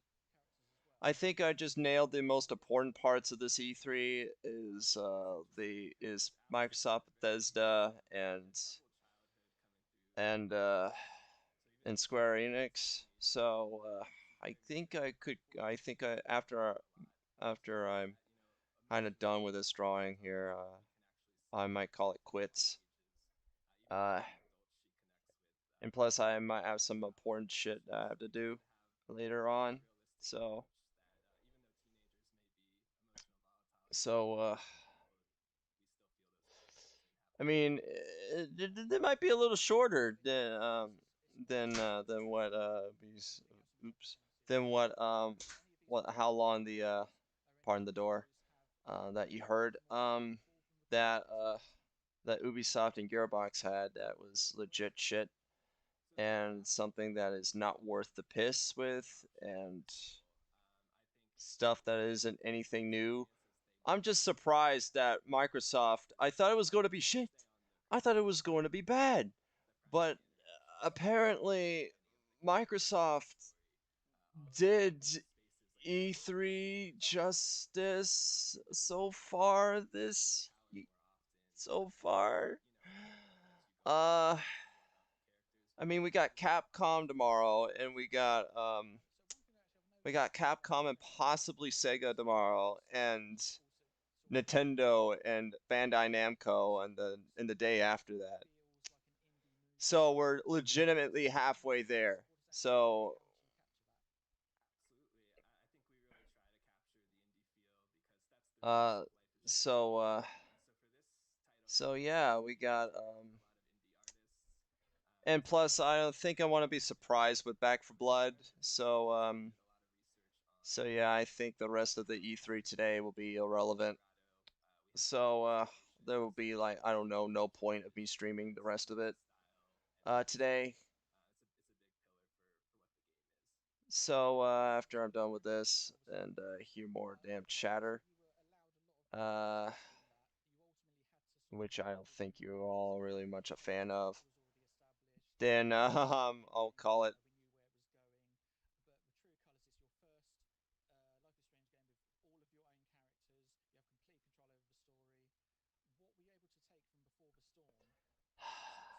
To be honest, I might stream Life is Strange. I mean, I have Life is Strange 1, but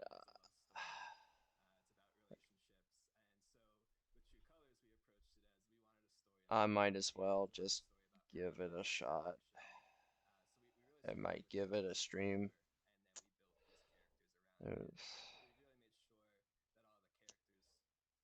I mean, if you guys want me to stream it, then I'll do it. If not, then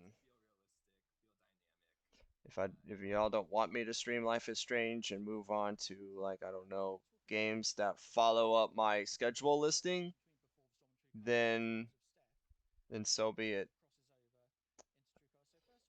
Then so be it. I mean, I will add Life is Strange to my to-do list if you guys want me to stream Life is Strange. If not, then that's fine. I mean, it is not only me that well, it is only me for it depends about what I want to stream and what the audience to wants, the chat wants. So, if you want me to stream Life is Strange, now's the time to say before I end the stream. You want me to stream Life is Strange? I can do it, but I just need I just think it would be nice if I get some feedback beforehand.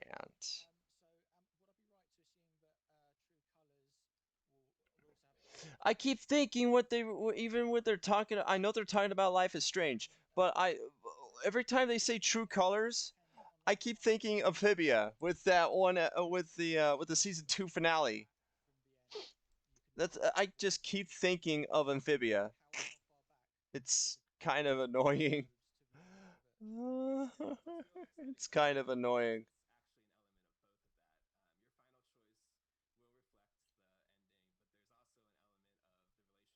It's really kind of annoying.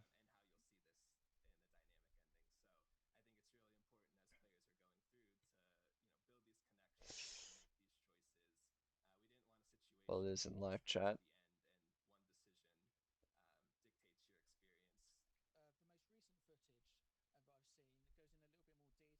I'm actually getting a little bit better with the legs and shit. It's just that yesterday I wasn't feeling like drawing.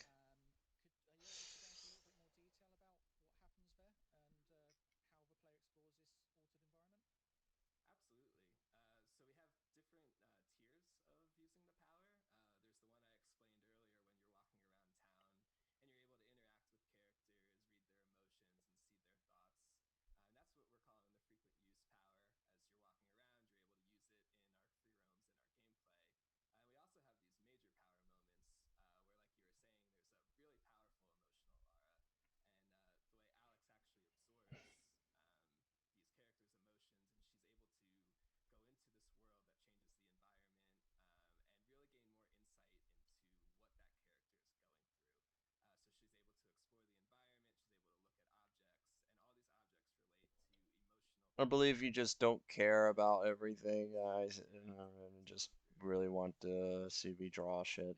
I'm like, all right, I'll draw more stuff. But yeah, I need to be doing some other shit today. Um, but after I'm done with this, I'm going to call it quits, like I said before. So that will be it for E3 day 2 for me. Um, if I really did miss something, then I will bring it up for day 3. Um, when Capcom chooses to come in, I think I think Capcom is only going to be the relevant thing for there and several other games. So I don't really know, but I might just only stream some. I might just only stream Capcom. I think I might just only stream Capcom. So whatever Capcom decides to show up, I will pull up E3 20. I'll pull up E3 uh day 3 stream. What would you do in Amphibia?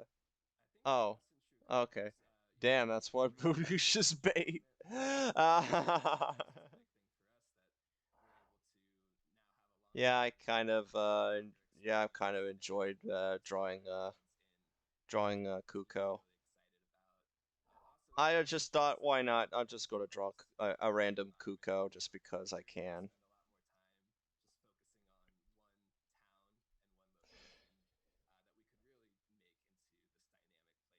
How to spell it? Uh, remember Kubo and the two strings? Uh, replace the B with a C. That's how you spell it. With Kuko here. Uh, but I had to actually call it quits. Be kind of now, but might actually pull up. Might kind of actually pull up a.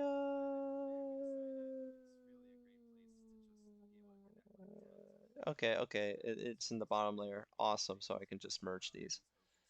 I can. I kind of don't like how it's cropped up like that, so I'm just gonna do this.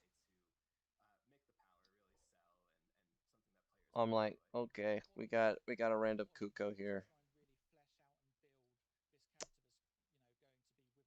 I'm just drawing a random Kuko just to end E3 with for today.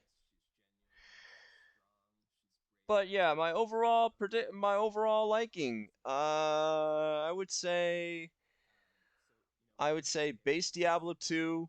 Um, I would say base Diablo 2. We got Psychonauts 2.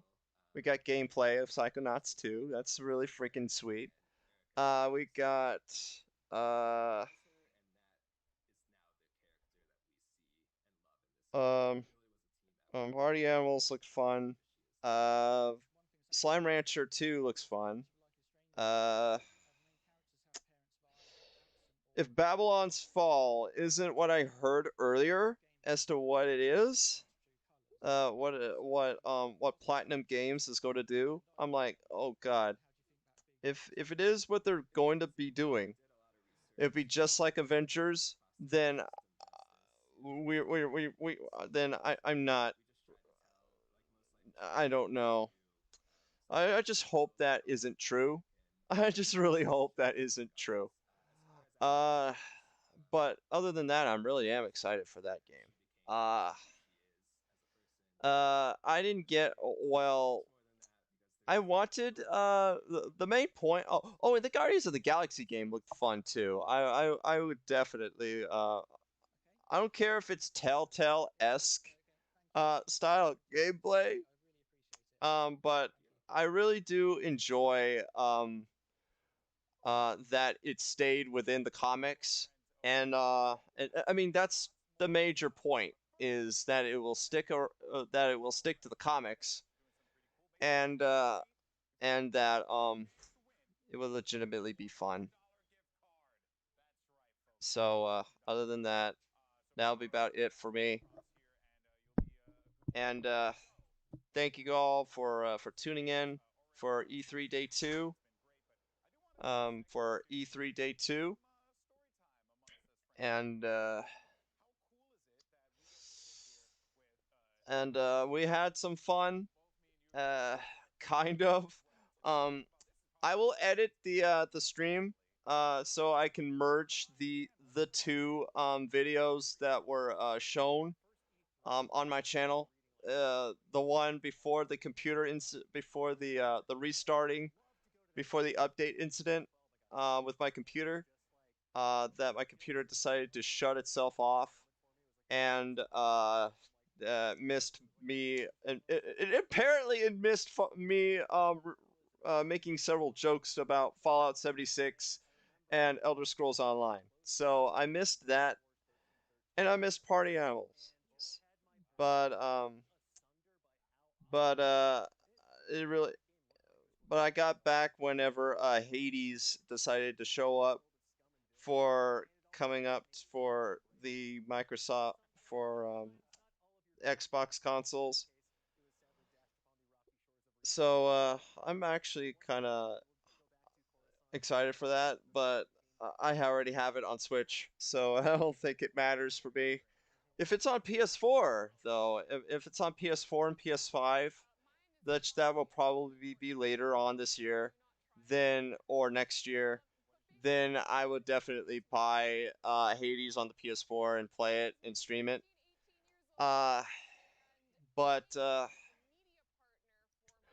I'm not really much a fan of roguelike games, but I am like a fan of a game that actually tells a story and actually is well that is basically well written, and that is exactly what Hades is. And I'm like, okay, it's roguelike. I'm not a fan of that, but it actually has a very great story. So I'm like, okay, I mean, it will kind of draw me into roguelike games more. So I might give Dead Cells a shot and a couple other games too as well for it.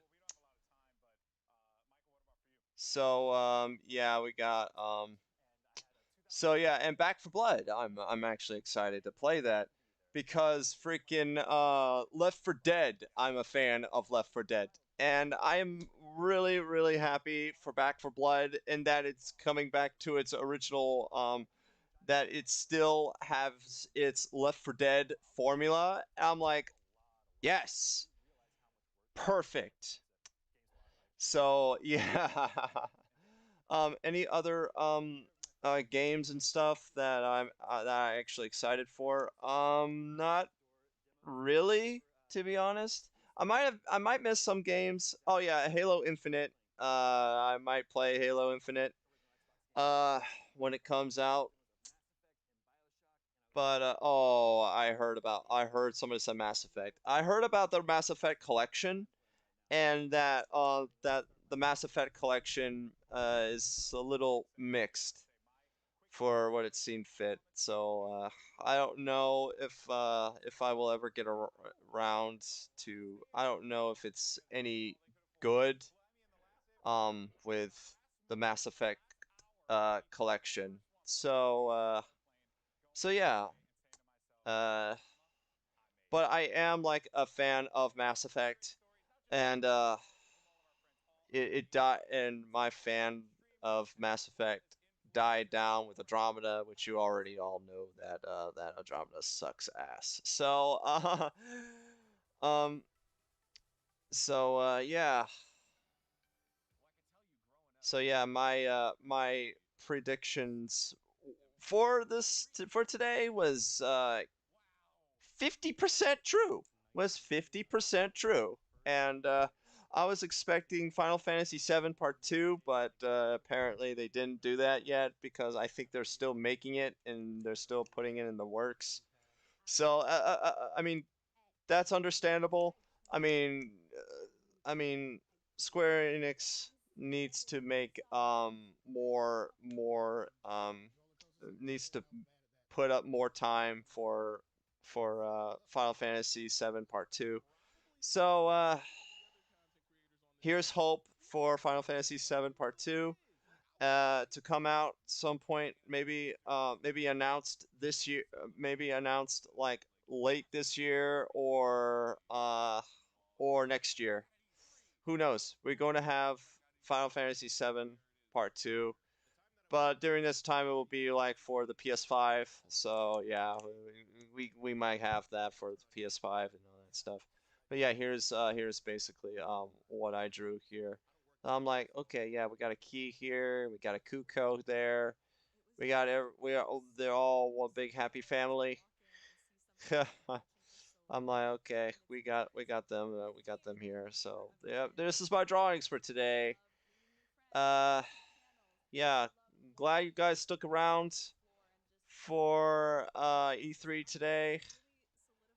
Tomorrow we'll be facing Capcom. We'll be butchering down Capcom. Hopefully for Capcom, they'll produce they will possibly produce a Resident Evil game, maybe a new Resident Evil game, or that is basically maybe Resident Evil 4 remake, which I hope doesn't happen, and a Resident Evil 8 DLC. Uh, but um, but there will also be Mega Man X9. Hope that happens. Street Fighter 5, maybe some more maybe the final characters for Street Fighter 5, and maybe a teaser trailer for Street Fighter 6. Uh, I mean, I have several more stuff for what I think. If they ever put up something for Devil May Cry, I'm like, okay, then it might be just the special edition that are going to be ported to the PS4. With I mean, if that's the case, then that's stupid because they already put up Virgil for. I mean, that's the main concept of the special edition is with Virgil. So if they decided to put up the special edition that is exclusively on the PS5 for the PS4, then that's a half-ass move that Capcom will make. But that's Capcom. Capcom will definitely do that. It will definitely make that happen. And Emily, we have Deep Down in my heart for the announcement for Deep Down. Capcom will announce Deep Down. Yeah, that will yeah, that will happen. That will ow. Yeah, that will happen. That will definitely happen. Deep down. and and Dead Rising's pretty much dead, so there will not be any more Dead Rising games.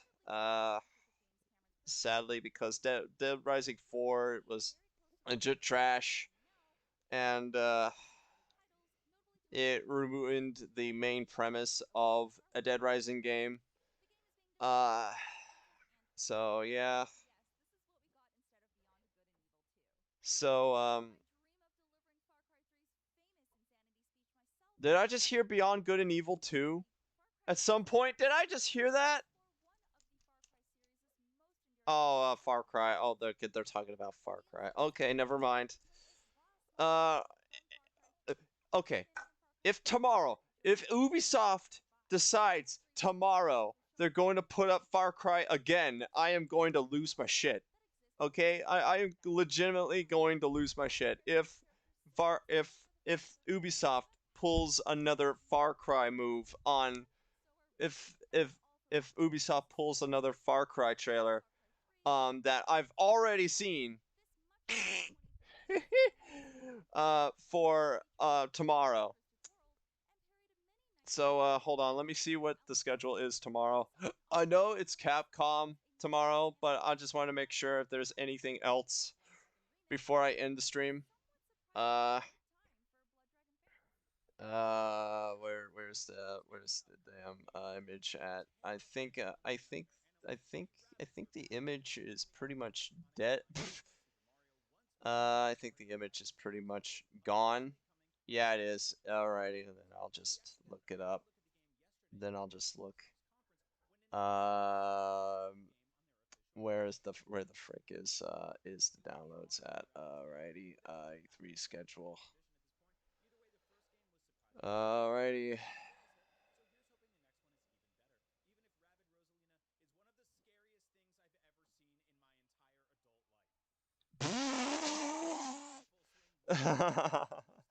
All right, let's see here. We got Take Two Interactive, Indie Showcase, Freedom. Okay, 2:30 will be Capcom. I mean Pacific time, so that might be a little later on in my time for Capcom to finally reduce its shit. So yeah, for day 3, I will just do Capcom. I mean, there really isn't anything else that would interest me so much. In Freedom Games, in Indie Showcase, I will. So mind recapping this day of E3. Okay, basically, we started off with Microsoft, Bethesda, with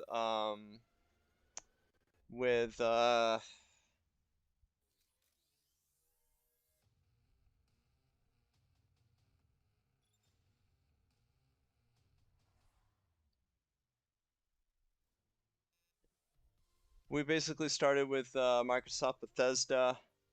Then we did Square Enix later on today, later on, and it was about like an hour ago now, I think. So yeah, the game Left 4 Dead. Uh, it's basically, if you want Ubisoft versus Capcom. We don't. Oh God. Oh, if Capcom is ever going to put up a crossover game again for this E3, I'm going to lose my shit again, because the last time they did it, they sucked at it with Street Fighter X Tekken. I think that's the last bit that they did with I mean, Emily might correct me, but but I don't remember all the games that Microsoft put up. Uh Sunio, just to answer your question. Uh but Square Enix really did a bunch of Final Fantasy and a couple of and Guardians of the Galaxy video game. That they started off with that. I had to silence most of it because because of the DCMA shit. But yeah, that's pretty much the and then they moved on with some Final Fantasy shit and Babylon Tower. So yeah, we got all that shit.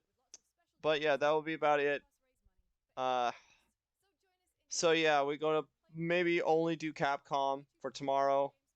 Yeah, I think it'll be best if we just do only Capcom tomorrow. So so yeah, tomorrow will be only Capcom. So guys, stick around.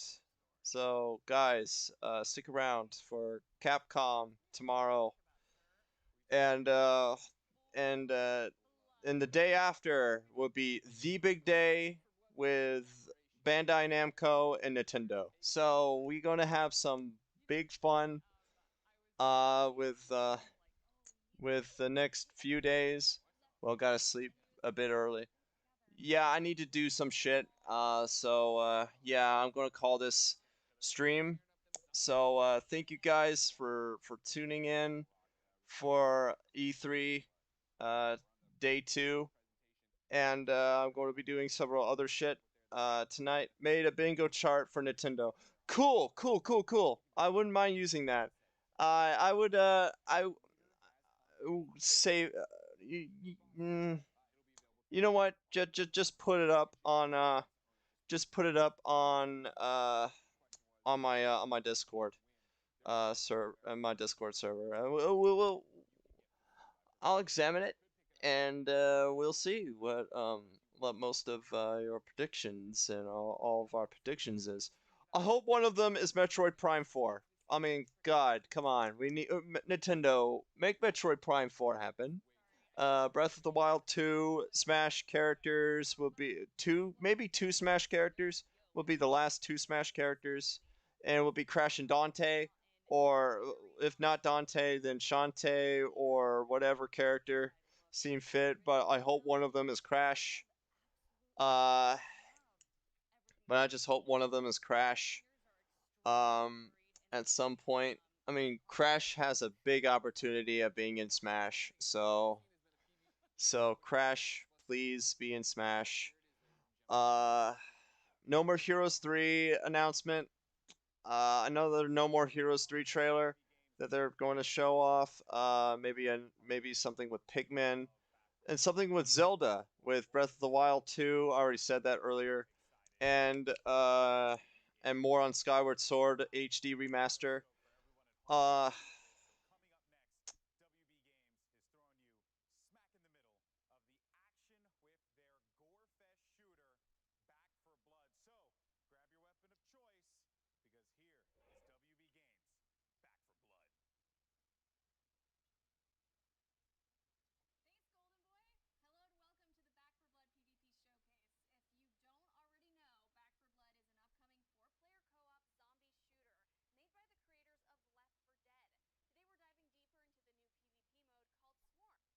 yeah, I think we already have enough of that. Thank you. I want to be surprised for that. Okay, guys, I think I have more predictions for Nintendo, but I want to save them until it's actually time. And as for Bandai Namco, maybe something with maybe another season for one more and final season with Soul Calibur 6, and some maybe a new fighting game or whatever for Bandai Namco to even do. So I don't know. Other than that, that'll be it for E3 Day 2. Thank you guys for tuning in, and I hope you guys enjoyed with what Microsoft, Bethesda, and Square Enix had done. And hope I'll see you guys tomorrow with Capcom. So yeah, thank you guys for watching, and have a good rest of your day. This is CartoonRiley56 signing out.